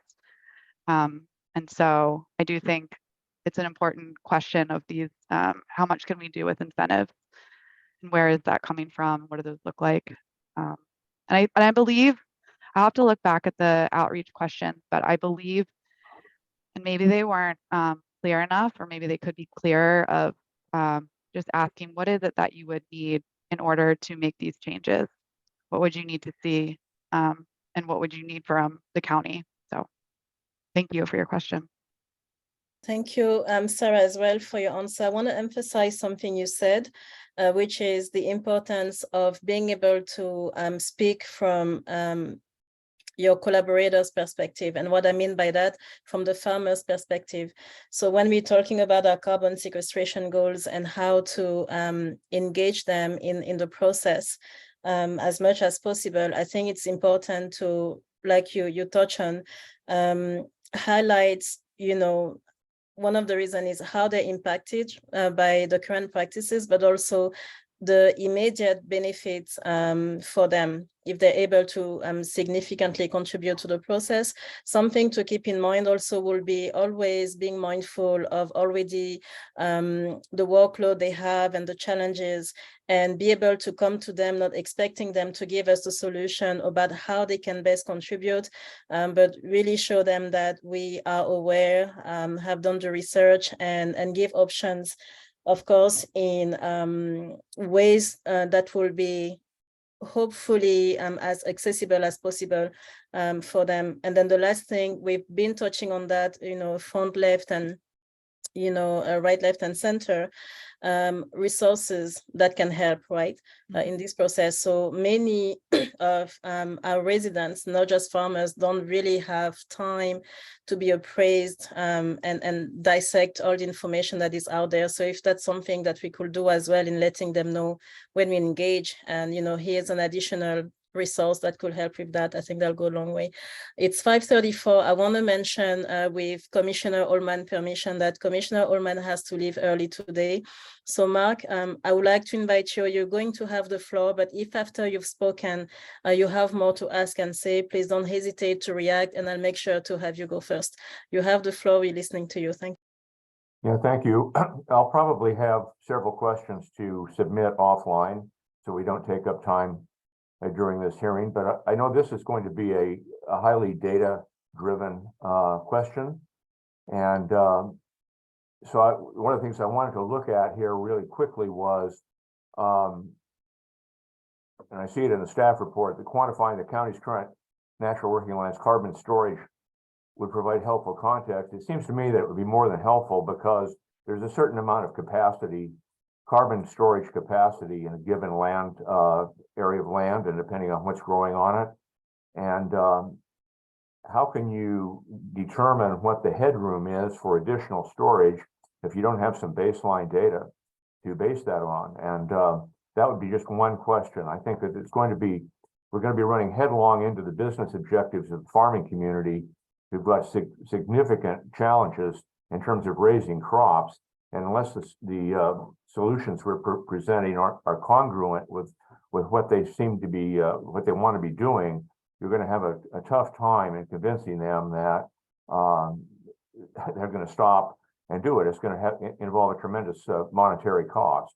So anyway, I probably have maybe a dozen questions like this, and I'll go ahead and submit them to DUDEC as we go forward. But I think the final one would be, in your experience as consultants with other agricultural areas, don't you already know what the capacity for certain types of soil is, based upon what's growing there, what could be growing there, what the pH is, that sort of thing, water content, all kinds of other variables? But those sorts of things can be known and could set the stage for certain recommendations here in Yolo County that probably don't differ too much from other areas where you have experience. But so I'm not going to ask you to respond to all of those things now, but I think those, to me, those begin to pop up. They'd come to mind. Thank you. Mark, thank you very much. And before I invite the DUDEC team to react to what you shared, I was wondering, you mentioned that you have several more questions to email the DUDEC team. It is understood that you will CC Kristen to that, our sustainability Correct. manager. So my hope, Kristen, if at all possible, will be that at the next meeting in the agenda package, if the commission could have access to the questions that Mark asked, and if we're able to see a summary of the DUDEC's response to that, I think that would be helpful to us, if it's okay. Right, I would enumerate anything and send it to Kristen as a control point. So I'm aware of that. Thank you. Thank you, Mark. Kristen, is that a possibility then to see the DUDEC's team reply to Mark at the next meeting in writing? I think in general, we want to try to keep as many of the questions within this meeting format as possible, knowing that we're already really strapped. And so we can do that for this instance because you are leaving early, Mark. But I think as much as possible, keeping conversations and questions in this meeting format is going to be really helpful. Thank you, Kristen. To Jane and her team, do you have any reply for Mark, feedback? So a couple things. I'll respond first to the incentive discussion. Having worked in a number of different agricultural communities, incentive-based options are the best use of time for the agricultural community. They're very sensitive to incentives and prefer, not regulatory levers, but incentive levers. So that will be the strategy certainly that we provide. And I will let the rest of my colleagues discuss sort of the soil retentiveness components of it. But every agriculturalist works their soil differently. They might have different amendments that they're using. And so there's a lot of, there's microclimates in every portion of communities. So yes, there are some standard factors, but it's very, it varies widely based on the different practices that different agriculturalists are employing. And so that part of that discussion will be included in the survey. Sarah, Mike, anything else you'd like to add? Sure, that's actually a great point, Jane. I do think that in an ideal world, we would get to that level of specificity with carrying capacity and what have you with the soil. I do know that the rates we're going to be using, they do account for that. I believe, Mike, we've come across the rates, especially from Comment Planner, that they do take that into account. And I think that's where the baseline understanding of what's currently happening is important. But I think overall, understanding the current storage isn't necessary to quantify the sequestration potential in the future. I don't think that that's absolutely necessary with what we're trying to achieve with the reduction goals. Right. If we know for each of those actions that we talked about, we can identify a metric tons of CO2 per acre per year that could be sequestered. And so if we know that those actions aren't being implemented on the farmlands, and we know the acreage that they could be implemented on, then we can calculate a sequestration over time. But then so the carbon storage estimate, there are limitations and uncertainties to developing such an estimate. Certainly it can be done, like you mentioned, Commissioner Allman, but that's our approach going forward. And I really look forward to your questions, and we'll get responses to them. Thank you. This was Mike Howard of the DUDEC team. And Mark, before I turn the floor to Commissioner Kim, is there anything you wanted to add before you have to leave? Just one thing. I think we can calculate based on things like mulch and compost and things of that nature, and types of plants that sequester carbon, what goes into the soil. But it's also very important to know what comes back out again in terms of normal biological process. A certain amount of oxidation is going to occur. You might get it into the soil for a while. How long does it remain? And then does it come back out in terms of a net benefit? That would be another question. So anyway, I'll go ahead and formulate those and send them on. Thank you, Commissioner Allman. We appreciate your input on this matter. Commissioner Kim, you have the floor. Yes, thank you. And again, I think overall, the analysis for carbon sequestration on the path to neutrality is going to be very interesting in helping come up with the sequestration value for all of the sequestration strategies. One of the things, it just occurred to me that most of this, well, I don't want to say most, but many of the carbon sequestration strategies on that we discussed in the last natural working group, many of them are actually incentivized through the USDA EQIP program, where 75% of the costs are reimbursed to the owners. And I think it's like the limit's like up to $400,000. And then if you're a BIPOC farmer, like 100% of the costs are reimbursed. So maybe for all of these strategies, you can, and what is it? It's like 3 pages of strategies.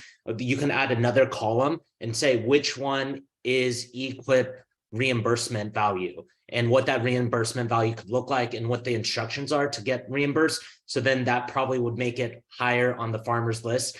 But I think one of the questions now, knowing that Supervisor Provenza is here too, is to get your sense of like, is there a possibility where through these discussions, we're able to identify, you know, out of the 3 pages, maybe one additional incentive that is not getting EQIP funding from the USDA, but it is something that we can hopefully recommend as a commission to the Board of Supervisors to potentially put, you know, an existential funding mechanism ongoing for these farmers.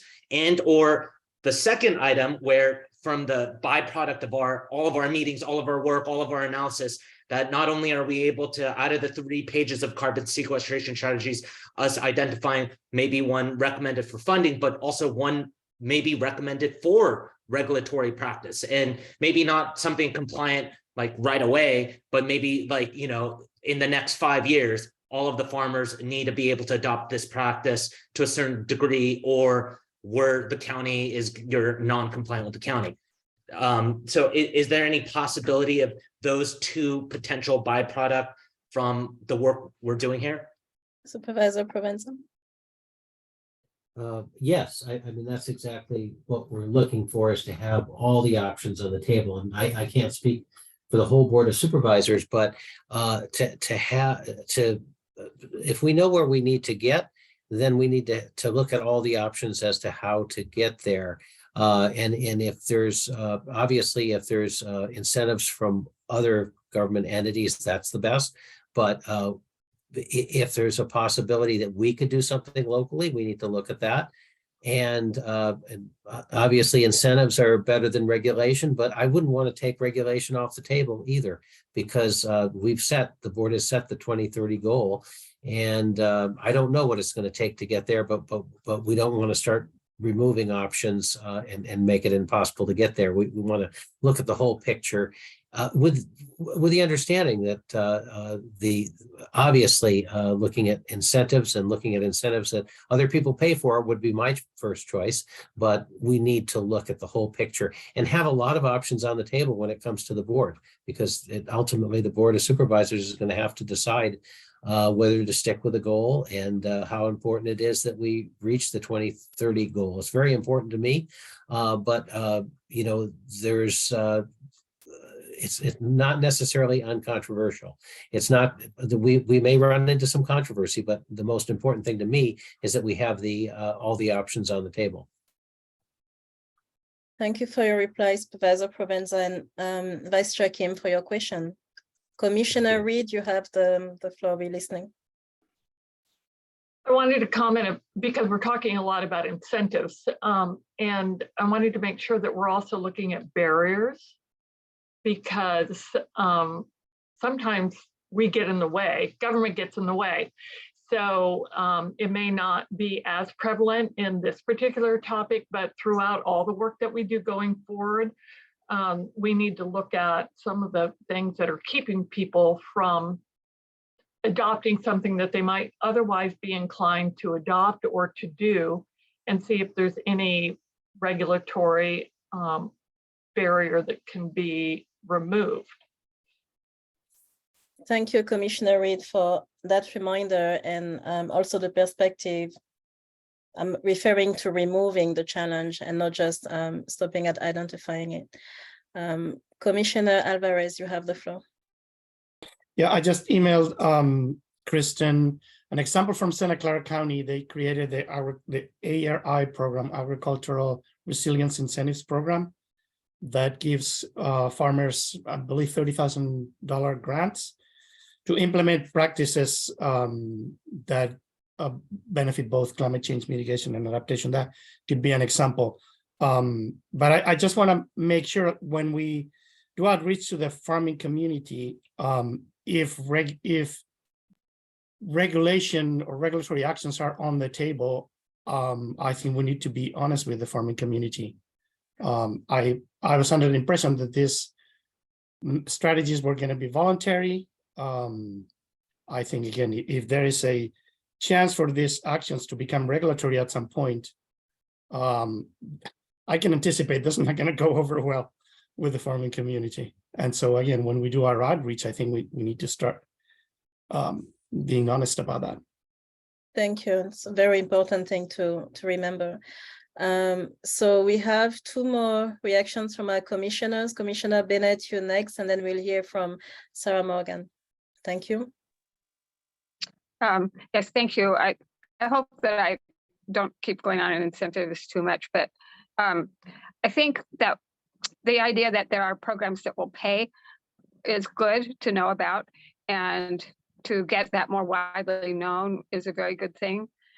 At the same time, I think taking Senator or Commissioner Reed's point that we need to understand the barriers and turn that into ways that we can make incentives work better for farmers and understand what they really need from an incentive, because those equip incentives have been out there for years. And every year, thousands of farmers, as far as I understand, do take advantage of them. So it's not that they don't use them, but it still has not, as far as I know, gotten to the scale that we're talking about needing to get to by 2030. So I just want to make sure that we don't just say, well, there's incentives because people will pay for it, and that we don't need to look at that. I think we have to be very creative about it. Thank you very much for that input. Commissioner Morgan, you have the floor. And as a reminder, Commissioner Morgan is Yocha Dihi Winton Nation representative on our commission. We're listening. Thank you very much. Thanks, NJ. I want to agree with Commissioner Bennett's point. I think, in my experience, I think that many farmers are open to these practices. It's just a matter of they don't have the time and they don't have the money. So in addition to connecting them with the resources and the incentives as part of our outreach, if we're talking about creative strategies, maybe also the role of this commission is to suggest establishing some sort of technical assistance function through the county that could go out and actually fill out applications for farmers to get into EQIP or whatever CDFA is doing. So just really setting them up for success as much as possible and not just giving them resources because they're just so strapped. So I think having to help push those efforts along, I think we're going to get a lot more success out of that. And then I also wanted to speak to Commissioner Alvarez's point as well about the role of regulatory action in thinking about our working lands. I think he's correct in that we would need to be upfront about that. And my fear is also that if there is the possibility of regulations coming out of this work, we're not going to get the sort of involvement and feedback from the farming community that we're hoping for. I think the idea of government coming in and telling them what they can and cannot do is going to shut some people down.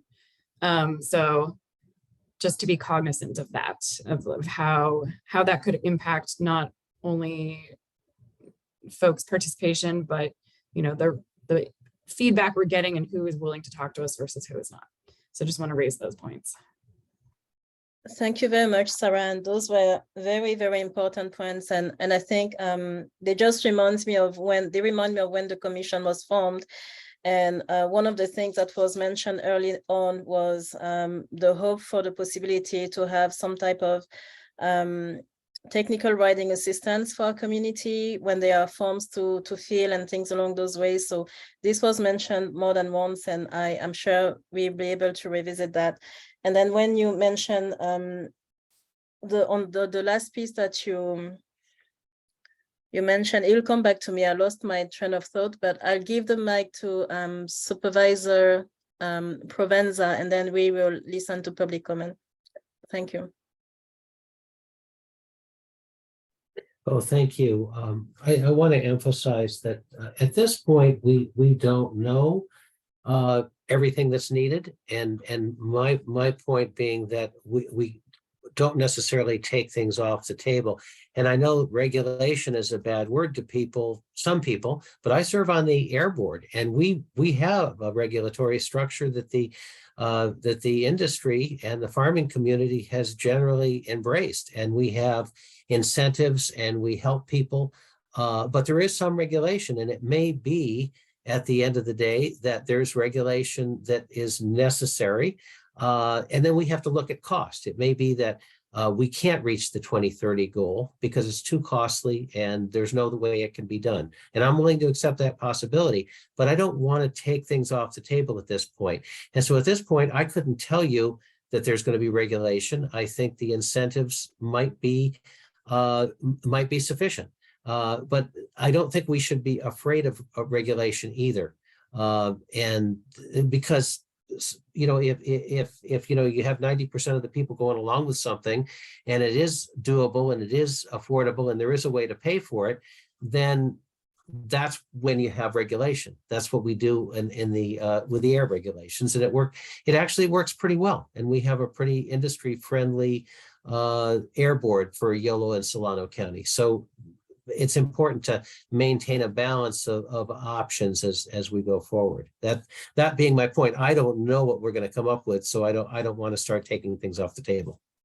Thank you, Supervisor Provenza, and touching on the concerns around regulations, legislations. You know, what might happen there. The makeup of our commission is a testament to the fact that our commission was formed with the intent that this whole process will be as community driven as possible. And also that we'll be able to seek as much as we can bottom-up solutions as opposed to top-down solutions, which is when a government imposes, again, pieces of legislations, but in a context where the community was not consulted at the start, right? So just again, to give us all an encouragement and a reminder in the way we are processing right now is we're trying to center those practices. I appreciate all the questions and concerns that were raised because they are keeping us accountable. So I want to thank you all again for that, and invite you to continue to ask the hard questions and keep us on the right track. At this point, I am opening the floor to public comment. Christine Shoemaker, I thank you for joining us tonight. You have the floor. Feel free to share any affiliation you would like us to be aware of, and we are listening to you. Thanks again. So my name is Christine Shoemaker. I live in Woodland, and I'm a longtime climate activist. And I'm interested in this whole discussion. And one thing I want to point out or talk a little bit about is co-use and co-benefits of the land that we're using. So an example is an upcoming technology that some are using called agrivoltaics, where you use photovoltaics on farmland, and at the same time, you're doing some kind of agriculture underneath it. And I was wondering if in what you were looking at the impacts of doing various things on your land, were you looking at the impacts of just having, say, a large 100-acre PV field or a 100-acre PV field that was actually also agrivoltaics as well, whatever it could be. They grow grapes under them, for example.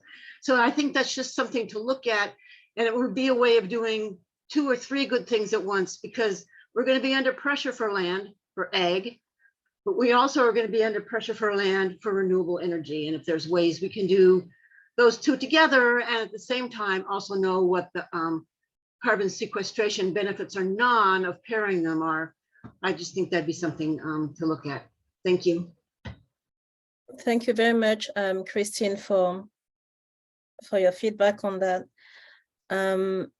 Before turning again to the commission, I see that we have an additional public comment, if I see well.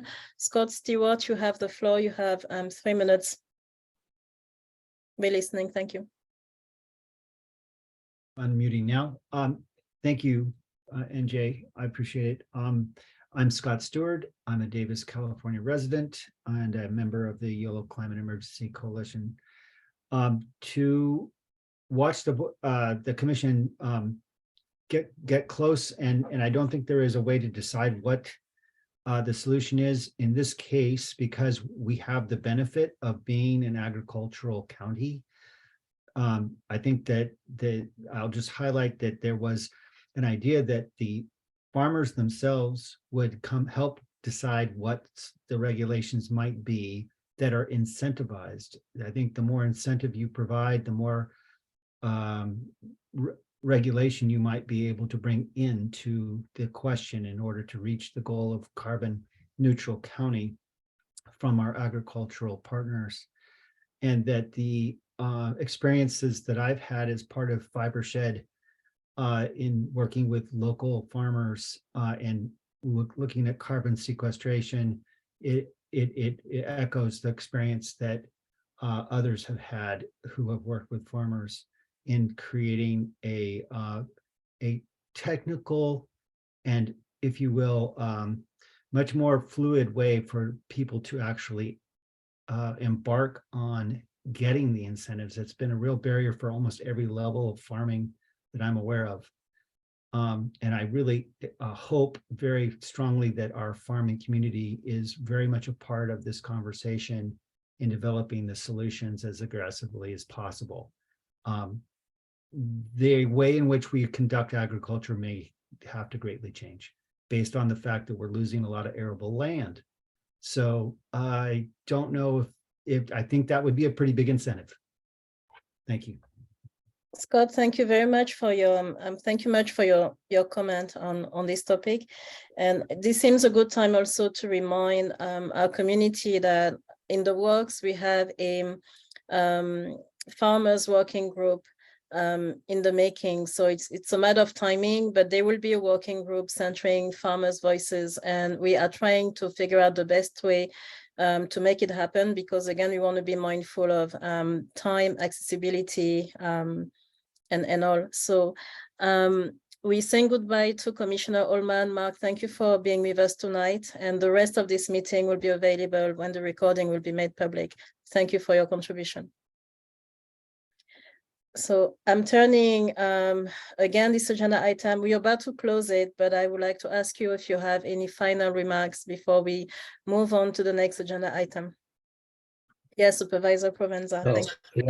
Thank you. I just wanted to make one more point, in that the way I look at it and the way we receive input at the Board of Supervisors is that the outreach is really important to develop, to identifying problems and then developing solutions to those problems, as opposed to the survey of like, what do you think of that? What do you think of this approach or that approach? It's first, I think, important to identify, well, what are the issues? What are the barriers? What are the problems? And then what are some possible solutions, and getting all those possible solutions out on the table? Because I find it's much easier to address things when I know precisely what the problem is, and then what the range of options are for addressing it. And that's where I think we enter a partnership with agriculture, environmentalists, and others in the community that that I think are all interested in addressing this problem. Thank you very much, Supervisor Provenza. Commissioner Dattel, we're listening. Yeah, just a quick point on a method that I didn't actually see on the table, and that is wetlands restoration. And we do have some delta territory in our county, and that might be relevant in that particular part of Yolo. Thank you. Good point. So the DEC team, I have no doubt that you just made note of this comment. Mike, we're listening. Mike Howard. Yeah, I was just going to say the list we've developed is a preliminary list, and it was focused mostly on the working lands, since that's the outreach we're going to start doing. Certainly, there's a number of items like habitat restoration that apply mostly to the natural lands portion, and that will definitely be on the list, the wetland restoration. Thank you. Okay, thank you for your answer. So at this time, it is 6:01 p.m. We are closing agenda item number 9 And before we move on to agenda item number 2, so we have about officially 30 minutes left, 28 minutes left, and we have 3 more agenda items to go. And I want to list them very briefly. So we're going to now listen to an update on consumption-based inventory. That's attachment E. Then we have the ad hoc working group updates, commissioner members' reports and comments, long-range calendar, and then we will adjourn. We've tried in the past to have a small break. I would like to check in with you very briefly. We're going to power through these agenda items. Is that okay with everyone? Okay, so thank you all. Let's now move on to agenda item number 10, and we are listening to an update on consumption-based inventory. Thank you. Good evening. I'm Michael Hendricks, and I'm on the DUDEC team and in charge of inventories generally. So when I talk about a consumptive-based inventory narrative, I really need to put it in the context of all the inventories, otherwise people get confused. So bear with me, I'm going to be talking about all 3 types of inventories that'll be in the forthcoming Climate Action Adaptation Plan. And those are the municipal inventory, the community-wide sector-based inventory, and then the consumption-based inventory narrative. Municipal inventory is just emissions associated very narrowly with county-owned facilities, equipment, and vehicles, and also commute trips associated with county activity. The community-wide inventory is what we're most familiar with when we see a climate action plan, and that is a sector-based inventory of energy, water, waste, transportation.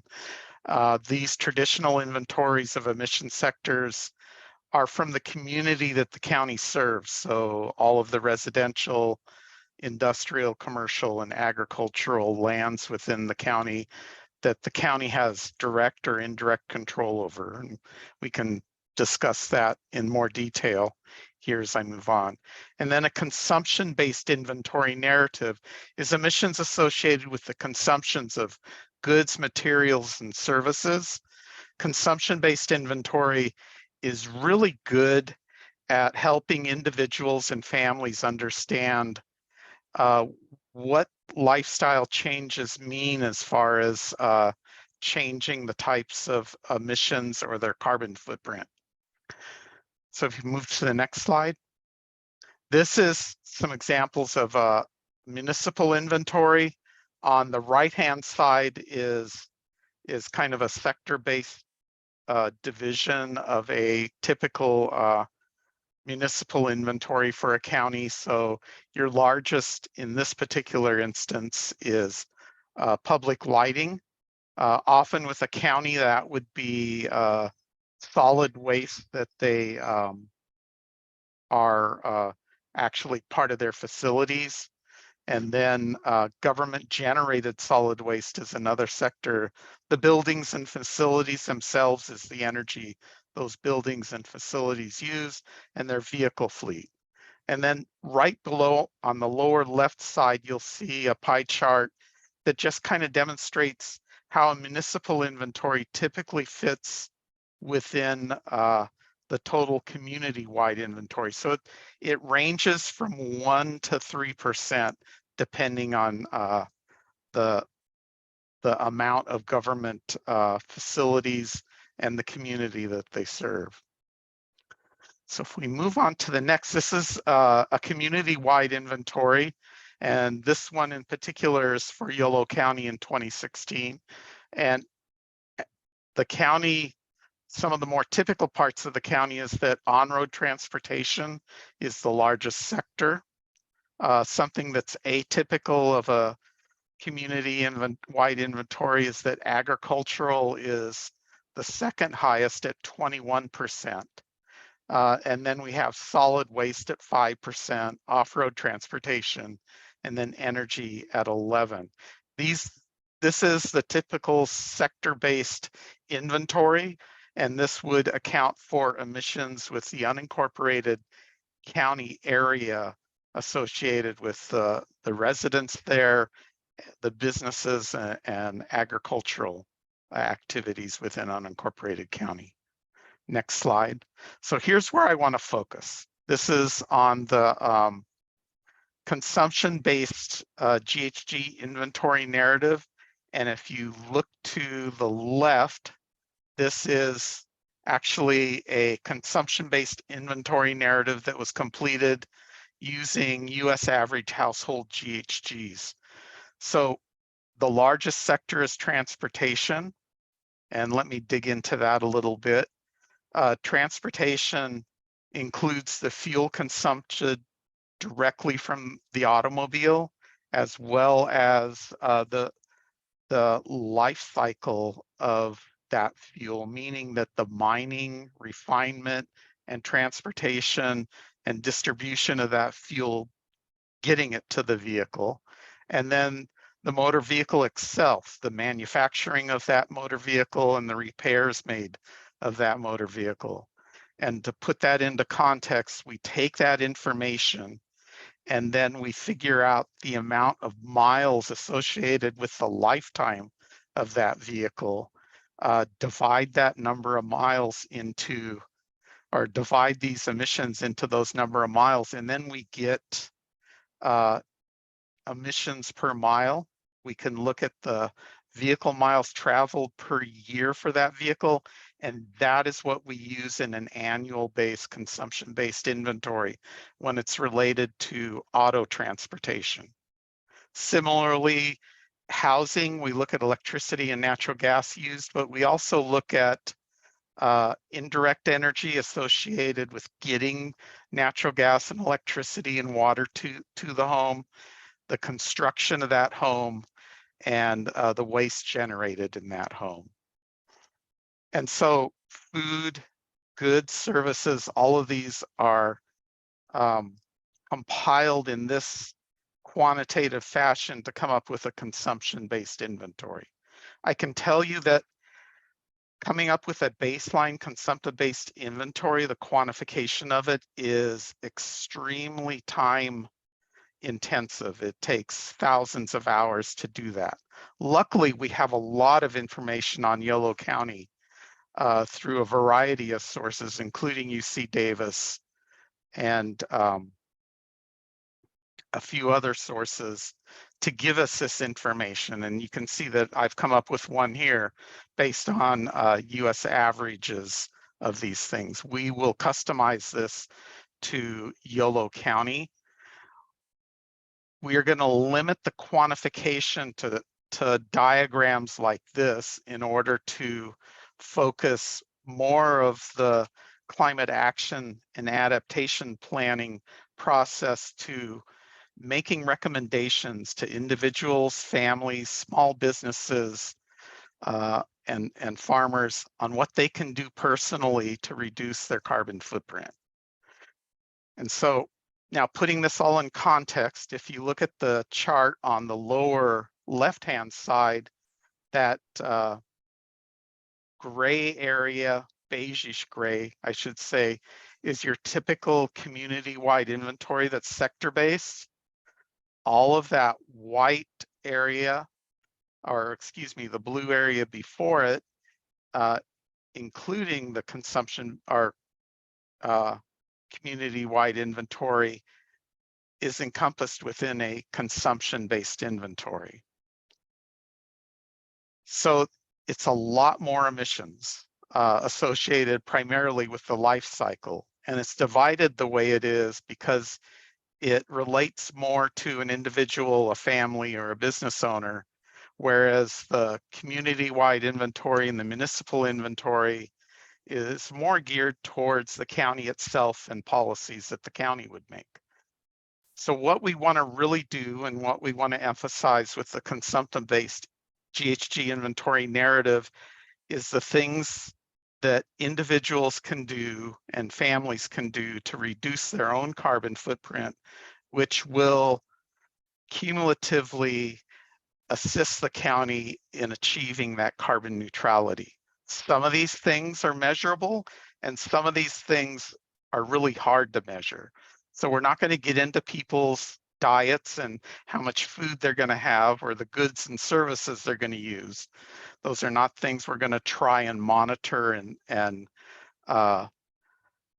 update, but we are going to encourage people to make those choices and just give them information on what things they can do to reduce that carbon footprint of them individually.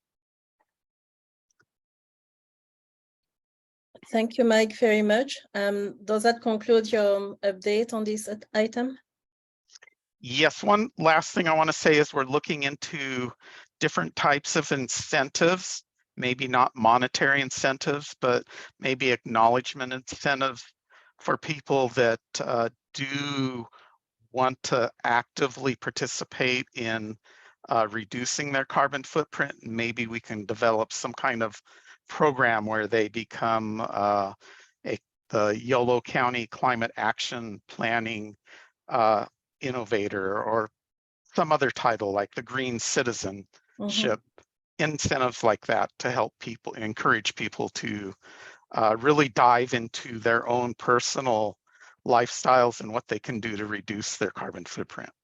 Okay, thank you very much for this comprehensive update. I do have a quick question. So this is something that has been asked by community members, several community members. Is there a plan in the future for a type of dashboard that will help us see an evolution in our greenhouse gas emissions in the county?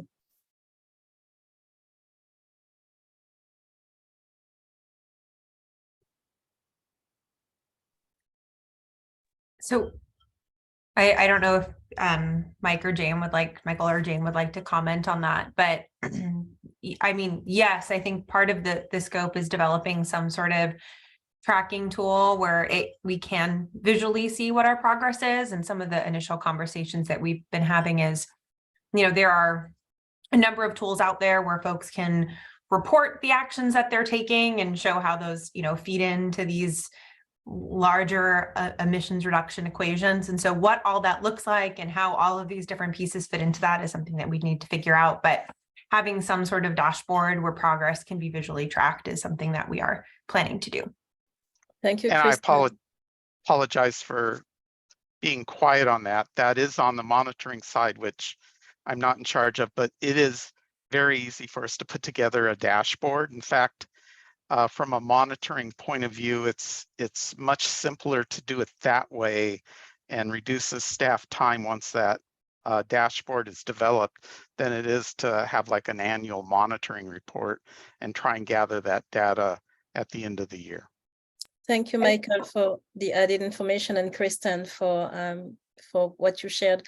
Commissioner Britton, you have the floor. Yeah, so a broad top-level question, which is informed by two specific numbers that were in the graphics that you shared. So those models are complicated, of course, and a lot of them depend on both deep data and also on certain quantitative assumptions that are built into the model. And I'm curious what the sources are for the particular models that you're going to be applying to Yolo County. What's the framework into which that fits? So that's the broad level question. And it's informed by two particular data points of comparison that I've got from just little shotguns of looking into this stuff. And I looked at a comparable county. This is going back to your county-based inventory that you started with.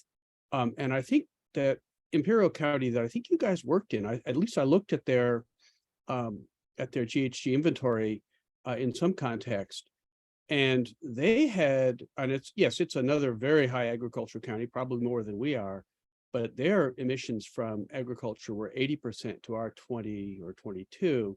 And that struck me as a large ratio. And I wonder if you'd comment on whether that's just because of the demographics of the county being different, or but there's a big urban centers there too, and a lot of transportation. I-15 goes through there, and I-10 goes through there. I think I-8 goes through there. So there's a lot of big cities. It doesn't seem like a very different county from ours. And lastly, so that's one sort of specific point of comparison. Maybe you could comment on it. And the other is, and this is the reference comes from, I think, National Energy National Energy Administration, NEA, that was cited in David Roberts' Volts column, which is great. I recommend it to everyone, which for energy geeks only. But it said that the overhead of production of fossil fuels, which includes gasoline, was 40%. And in that consumption-based inventory you showed us, your overhead was considerably smaller than that. I don't know the number, but graphically it looked like maybe 20% or something. And so clearly there is some difference in sources of how those numbers are derived. I wonder if you'd comment on that to whatever level you would like to. Thank you. Sure. So I realize Imperial County is a highly agricultural county. Most of the municipalities within Imperial County are fairly small compared to some of them are comparable to what you have in Yolo County, but a lot of them are, none of them are what I'd call a large metropolitan area. Imperial and Carpinteria are a couple of examples, and their population is 20,000 or less in each. How the municipal inventory had 80% of its emissions from ag, I'm not sure. I didn't actually do that municipal inventory, so I'd have to look at what they have. Possibly they have a lot of off-road equipment that is used for ag uses. I don't think that the the county itself is engaged in agriculture. Usually they're managing things. So flood control, those kinds of things, solid waste, but not actively farming. So that's interesting that their municipal inventory would have 80% of their emissions as ag. I'd expect to see that more in the community-wide sector-based inventory. As I pointed out for Yolo County in 2016, Ascent did that inventory, and at that time it was 21% of your total emissions. So as you pointed out, a lot goes into the methodology and assumptions used in gathering the data. So I will make a point of looking at what Imperial County did and seeing how that relates to Yolo County. Most importantly, for a baseline inventory, I am interested in data and accurate data. So wherever I can, I don't want to make assumptions. Obviously, there's data gaps and we have to make assumptions to fill those data gaps, but trying to have as accurate a baseline inventory as we can is my main aim there. Thank you very much, Michael, and Ken, for your question. Commissioner Serena, are we listening? You're muted. We can't. Yes, we can't hear you. So are you able to type your question in the chat, and then after we listen to Pelayo, we will read your question out loud? Is that okay? Thank you very much. Commissioner Alvarez, we listen. Yeah, thanks. Yeah, thanks for the informative presentation. I wonder if DUDEC is also looking at, for the community-wide inventory, are you looking at trends, not just a snapshot of what happened in 2016? Yes. Okay. One of the reasons is for agriculture and for other counties, one of the trends that was emerging is that the emissions from the agricultural sector were going down, and due mostly to land use or land conversion or the loss of agricultural land. So I'd like to see those. I think that could be informative to look at those trends. Trends are really valuable, and that's part of what monitoring is and updating inventory. So we are going to show the trend line from all of the inventories that have been done, trying to get those apples to apples, if you will.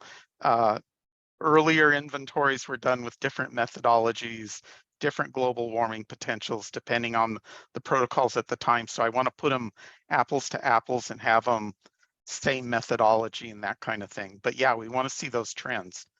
It's a sad trend to see agricultural dwindling because less and less of it is occurring.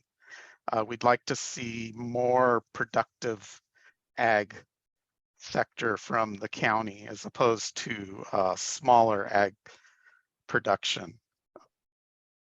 Thank you, Michael, for your answer, and Pelayo for asking. So while we're waiting on Supervisor Serena's question, and then also Adelita, I invite you to see if maybe your Bluetooth headphones are on, just in case. But we're going to listen to Commissioner Kim, and then as soon as you're ready for us, we will hear your question. Andrew? Yes, it'll be really quick.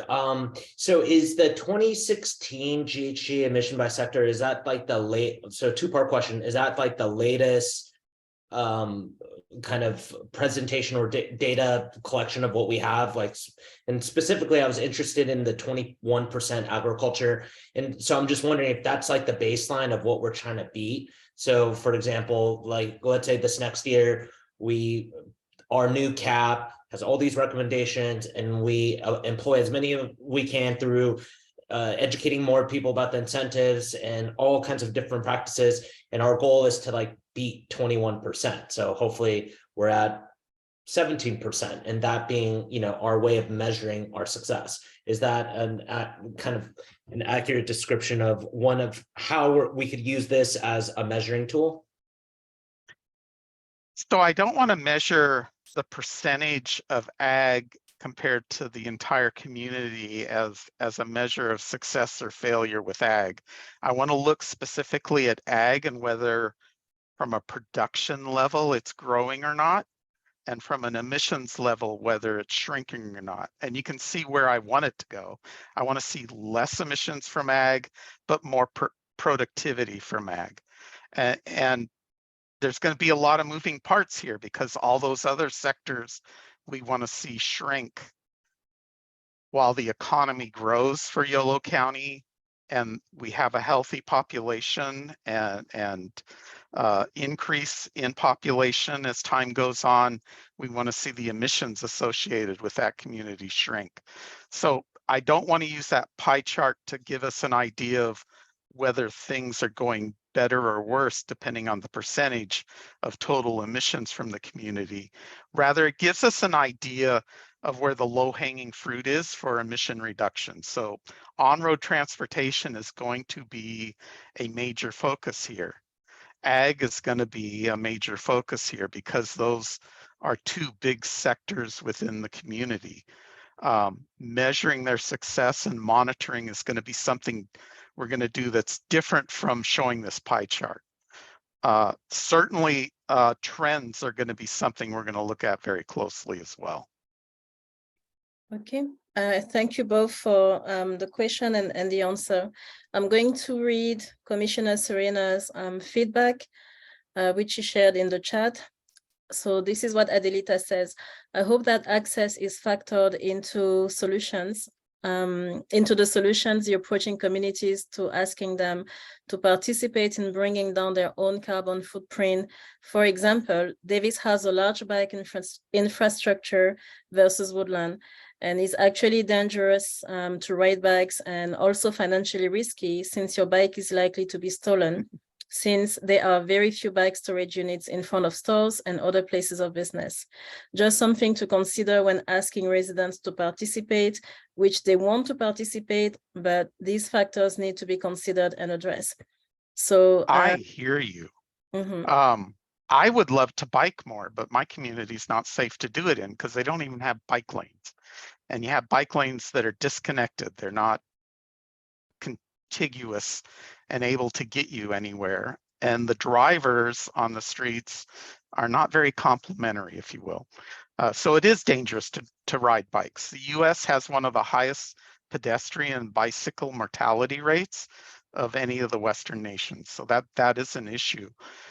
When we're looking at reduction measures specific to active transportation and transportation alternatives, we want to look at the safety factor and having infrastructure that allows people to lock up their bikes safely, to ride safely, that kind of thing. So that is all part of the reduction strategies that we would come up with related to biking.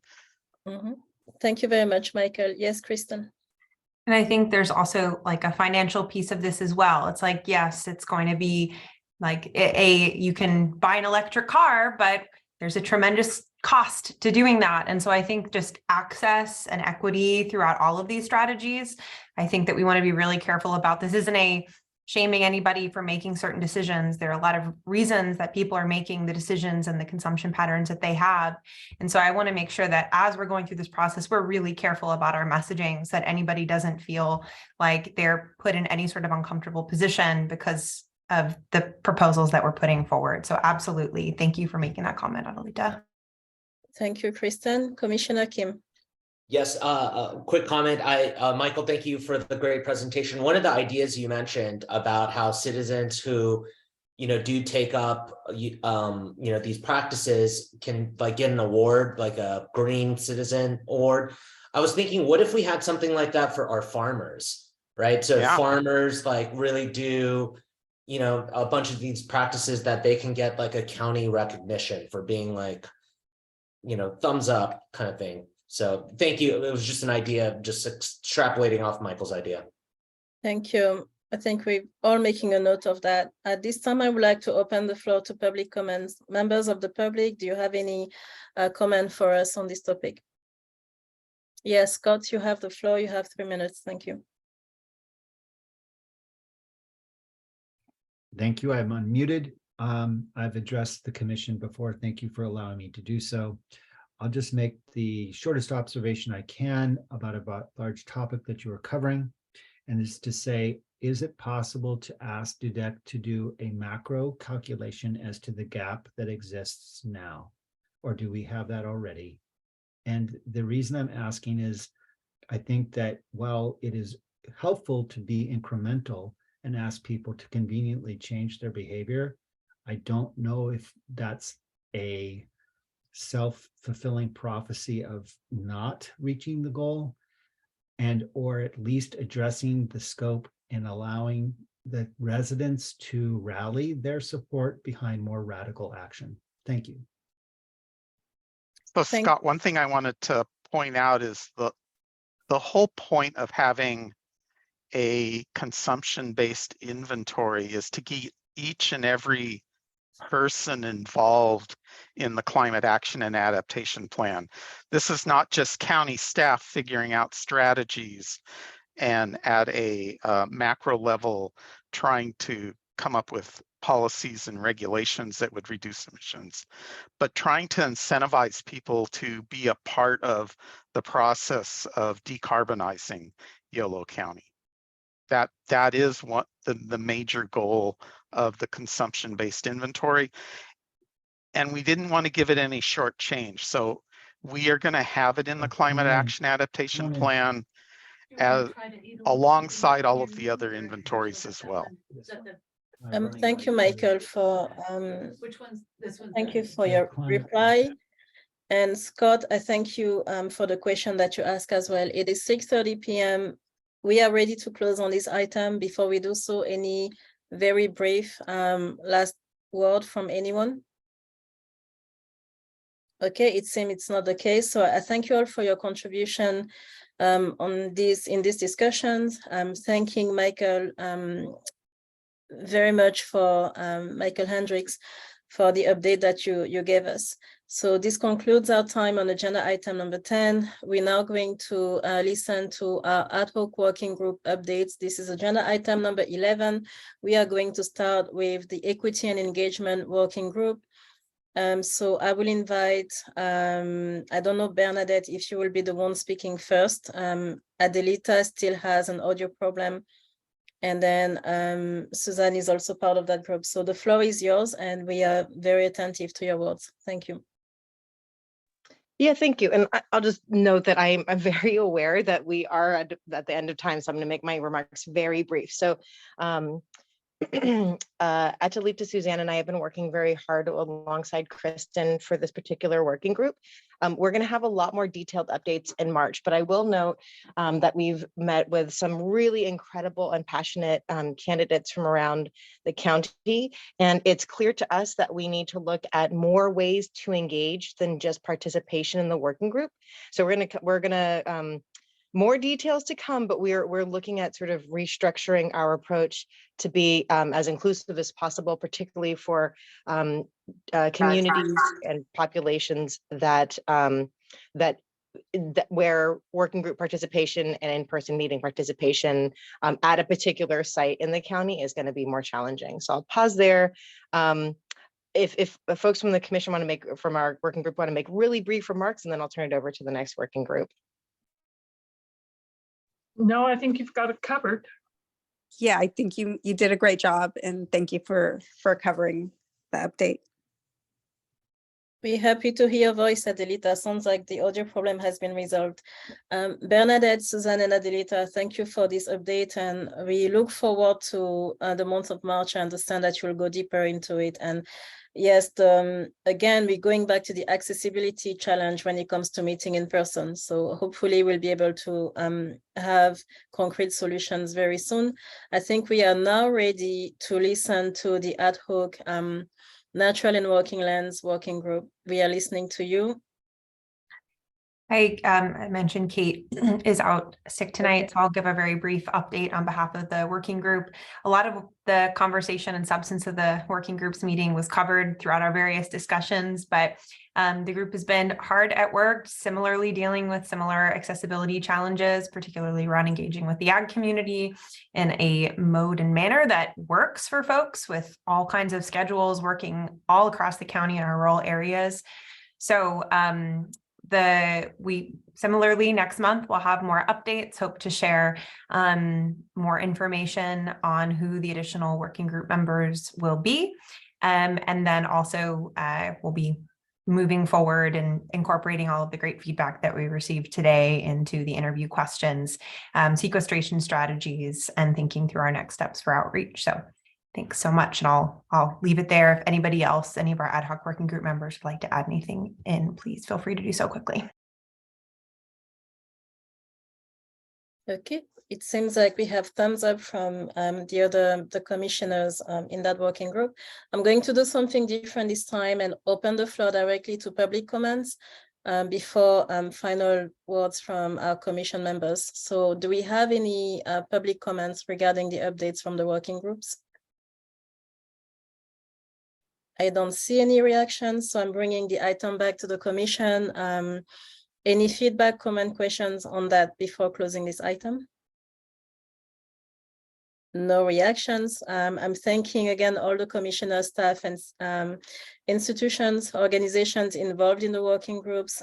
Thank you for all that you're doing to try to make these meetings as open to the public and as accessible as possible. This concludes our time on agenda item number 11. We're now moving on to agenda item number 12. We are listening to reports, comments, future agenda items suggested by commission members. The floor is yours. Any announcement, any future agenda items? We're listening. Anyone? Yes, Commissioner Kim. I want to say thank you, Chair Mavondo, for inviting me to the California Small Farm Conference that's happening this week. And so I signed up. It's $10. It sounds like a really good deal. And so hopefully everyone could, there's a lot of great workshops, and there's the Yolo and Solano County meetup on Thursday at Soul Farm. And so looking forward to participating and hope you all can join. Thank you, Commissioner Kim. Commissioner Kim is referring to the Coalition for CCF Community Coalition of Community Alliance for Family Farms. I'm sorry. So the small conference started yesterday and will be ongoing until March 3rd. So please Google it, and lots of topics also that are covered by this commission in the work we're doing. Commissioner Austin, you have the floor. Thank you. Yeah, thank you. This is just a reminder for those who are interested. Civic Will is accepting proposals for the California Adaptation Forum. That's going to be in July 31st through August 2nd in Pomona, California. So you can just search California Adaptation Forum. You have until March 10th to submit your conference proposal idea. And I'll just note that it's not just a conference proposal. You know, if you want to propose a networking session for like-minded folks, we welcome that. So if you wanted to brainstorm potential things that you'd like to propose, I'm happy to talk with you more about that. Thank you very much, Commissioner Austin. And then Kristen, you don't need to answer that, but I was wondering if the staff will be willing to explore the possibility on our Instagram page and maybe Facebook page to post about that Civic Well call for proposals. So I don't know if there is any legality around that. We actually already have, Okay. and we will continue to do so, but it was featured on our social media pages and included in our newsletter edition. So yeah, happy to continue sharing resources, and I'm sitting on the advisory committee for CAF, and happy to talk with any folks as well. Fantastic, thank you. Commissioner Serena, you have the floor. Thank you, Chairman Mondo. Just wanted to inform everyone that people are looking at Yolo County and they're noticing the work we're doing here. And both myself and Chairman Mondo were presenting on the work we're doing here in Yolo County to the Inland Southern California Collaborative last week. And they really are influenced by some of the work we're doing here. And if you don't know where Inland Southern California is, that it consists of Riverside, Imperial, and San Bernardino County. So they're attempting to also influence their decision makers to take climate action seriously there in Southern California. So we were happy to share our experience and the journey that we've been on here to get to where we're at. So just wanted to lift that up and let folks know that, yes, people are taking notice. Thank you, Commissioner Serena. And it was a pleasure to present with you on the work that we're doing. Commissioner Kim? One more event that was just brought to my attention with farmers is Valley Vision and UC A&R and UC Cooperative Extension is hosting a workshop with farmers in Woodland on March 9th at I think at the UCCE facility from 8 to 1. And I believe it's open to growers, and I'm sure as a county commissioner, they would like your perspective. And so I can give the invite to Kristen, and I imagine she can share it with others. Thanks. Thank you very much.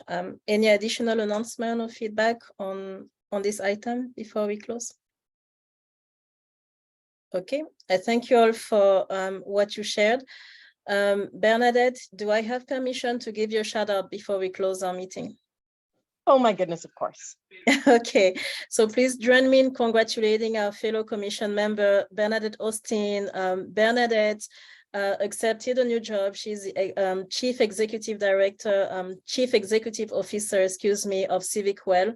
And this is fantastic news. I have goosebumps just, you know, at the thought of it. So I want to thank you on behalf of all of us for the extraordinary work that you already did with the Center for Regional Change in UC Davis, and very excited about your new position. Congratulations from all of us. Thank you so much. I really, really enjoy working with the team here. So thanks. Thank you. So we're not taking public comments on this item. I believe, Kristen, correct me, but usually we don't do it, right? I think we usually do. Okay. Allow it. Yeah. So again, members of the public, I did not mean to overlook you. I am not rushing through it. I'm slightly rushing, but do we have any public comments on agenda item number 12 from the public? Yeah, I'm repeating myself. Okay, I don't see any reactions, so this concludes our time on this agenda item. I'm referring now and inviting us to move along to agenda item number 13, refer to attachment I like island, long range calendar. Any feedback from commissioners on that? Burning reaction? I don't see any, so I would like to thank you all very much. Mr. Britton has his hand raised. Yes. Sorry to slow the departure down, but It's I want to make okay. it short. I wonder if there would be an opportunity for us to examine the details of the inventories and the modeling methods and so forth. I think I don't know whether the whole group would be the one to do it or some subset. But I would like to see more of the inner workings of this early stage and critical stage of this whole process. And I know several other people on the commission have considerable technical chops in those sort of things. And I'm wondering if we have a chance to give feedback and look at the inner workings of their analysis before it is used for subsequent steps. So Ken, I need you to clarify what you're asking, because I know we will interact more with DUDEC next week as a whole commission, and I'm bringing that up for Brown Act purposes. Are you referring to being able to engage in that process within the next 4 weeks as it's developing? Oh geez, I would love to, but I'm leaving town for the next 4 weeks, so I couldn't. Okay, we're not going to be jealous of you leaving us, and then I won't tell you where I'm going. So no, please don't. But the no, that if that is already happening, then I won't perturb it. But there is an interaction going with people on this commission and the details of the analysis methods that are used in their inventories. So I'll let Kristen answer. I believe that your question might ask for further reflection before we're able to give a fully informed answer. But Kristen, I think you probably have some thoughts already on how that might be possible. Again, Brown Act concerns here. Yeah, I mean, I think it's almost like, are you suggesting if we set up another ad hoc working group to go into this? And I think we could review and maybe it's chatting with Michael and Jane about and looking at the agenda for March to see if this is something that we maybe want to have an extended conversation about at the March Commission meeting. Could you potentially, Ken, share some of the thoughts on what you would like to see in that sort of follow-up discussions, that we could think about the best venue for a deeper dive? Yeah, or you can send me an email as well. I know that maybe we should do it that way. Sadly, I'm about to drop out of sight, really go off grid. So I can't really follow this up very well. But if it's something to be talked about in March, then I can pick it up again in April when I come back. But I can do a couple of days worth here now. So maybe if you and I pick it up tomorrow, we can push it a couple turns down the road. Is that good enough, you think? I think that would be helpful. It would be helpful to understand, I think, in greater detail what you would like to let me just have a top level. So I don't know these models particularly, but I know models carry a lot of assumptions, and they're often presented when you see an inventory. They just presented, we use so-and-so's methodology. There's a reference at the bottom, and we can't see it. We don't know what it is without spending days in the literature, and we don't have really the expertise to read all that. So I was hoping sort of an intermediate level of depth of description of what processes would go in. So for instance, in this, say, let's talk about and I could be misremembering the number, but 80% of Imperial Valley emissions come from agriculture sector, whereas 20% of ours do. Well, those come from measurements and they come from assumptions, right? You have to do a calculation with the raw measurements that come off of the miles and acreage and crops and all that. And so it's that level of sort of where's the methodology that takes us between the data. And I appreciate Michael saying he's data first. Love it. I am too. But there also then is calculations that go through it. And if there's some sort of way we can look at the structure of those calculations and how they're sort of formed and where the assumptions are, and sort of without reading the whole literature, you know. Got it. It sounds like it's more of an informative walking in greater detail through things. And I'm This might be a conversation that Michael, Jane, and I can have as a follow-up in terms of what the best venue for that type and what and when a conversation like that would be. Michael, I saw you just came off of on camera. Do you have any initial thoughts, or we could also follow up offline? Well, I can assure you that it's not going to be black box style where we use this model and here's the methodology and here's the results. We will have a list of assumptions that go with that, the data gaps, where we got the data from. We can even show the data and then how we calculated the emissions from that data. But So it'll that's the be kind much more transparent than it would, like a transportation model is tough to do that with. And I Right, think I that's what know. you're thinking about when That's you're the kind of talking thing. about a model, and it is kind of black box, but fortunately on the inventory side, particularly with ag and things, we are going to have be able to show you a lot of details on that. Can't Great. promise As long you as that there's a on. as long as there's a place for the commission to do a little oversight of the way you're thinking about that in exactly the way you just mentioned, that would be great. So I think there's an opportunity for us to do that. Absolutely. I don't know that we want to do that in March, and there might be an opportunity, you know, we have a full agenda already, honestly. So if there's another opportunity to do that, whether that's in a written format or in, you know, some other type of meeting, let's do that. And then some of this is also going to be workshopped in public forum as well. Thank you, Jane and Michael, for your input on that. So I'm going to conclude, I think, this segment with what Kristen suggested, which was, I'm sure that offline you will probably continue that conversation to iron out the details. And I look forward, we all look forward to the follow-up. So I believe this concludes our time on agenda item number 13, which was the long range calendar. At this time, I would like to thank the member of the public who were able to join us tonight. I thank you for your contribution, for your feedback, for your questions. Thanking again all the commissioners here tonight, the county staff, supervisor, and as well as the DUDEC team. It's an honor to work with all of you. I hope you have a good week. Quick reminder that the Yolo sustainability public pages, Facebook, Instagram have lots of tips on floods and you know, help in dealing with the weather that we currently dealing with. Again, have a wonderful month of March. Thank you all and see you next month. The meeting is adjourned at 6:49 p.m. Have a good week. Thank you. Thank you very much, everybody. Bye. Thanks, and Jay.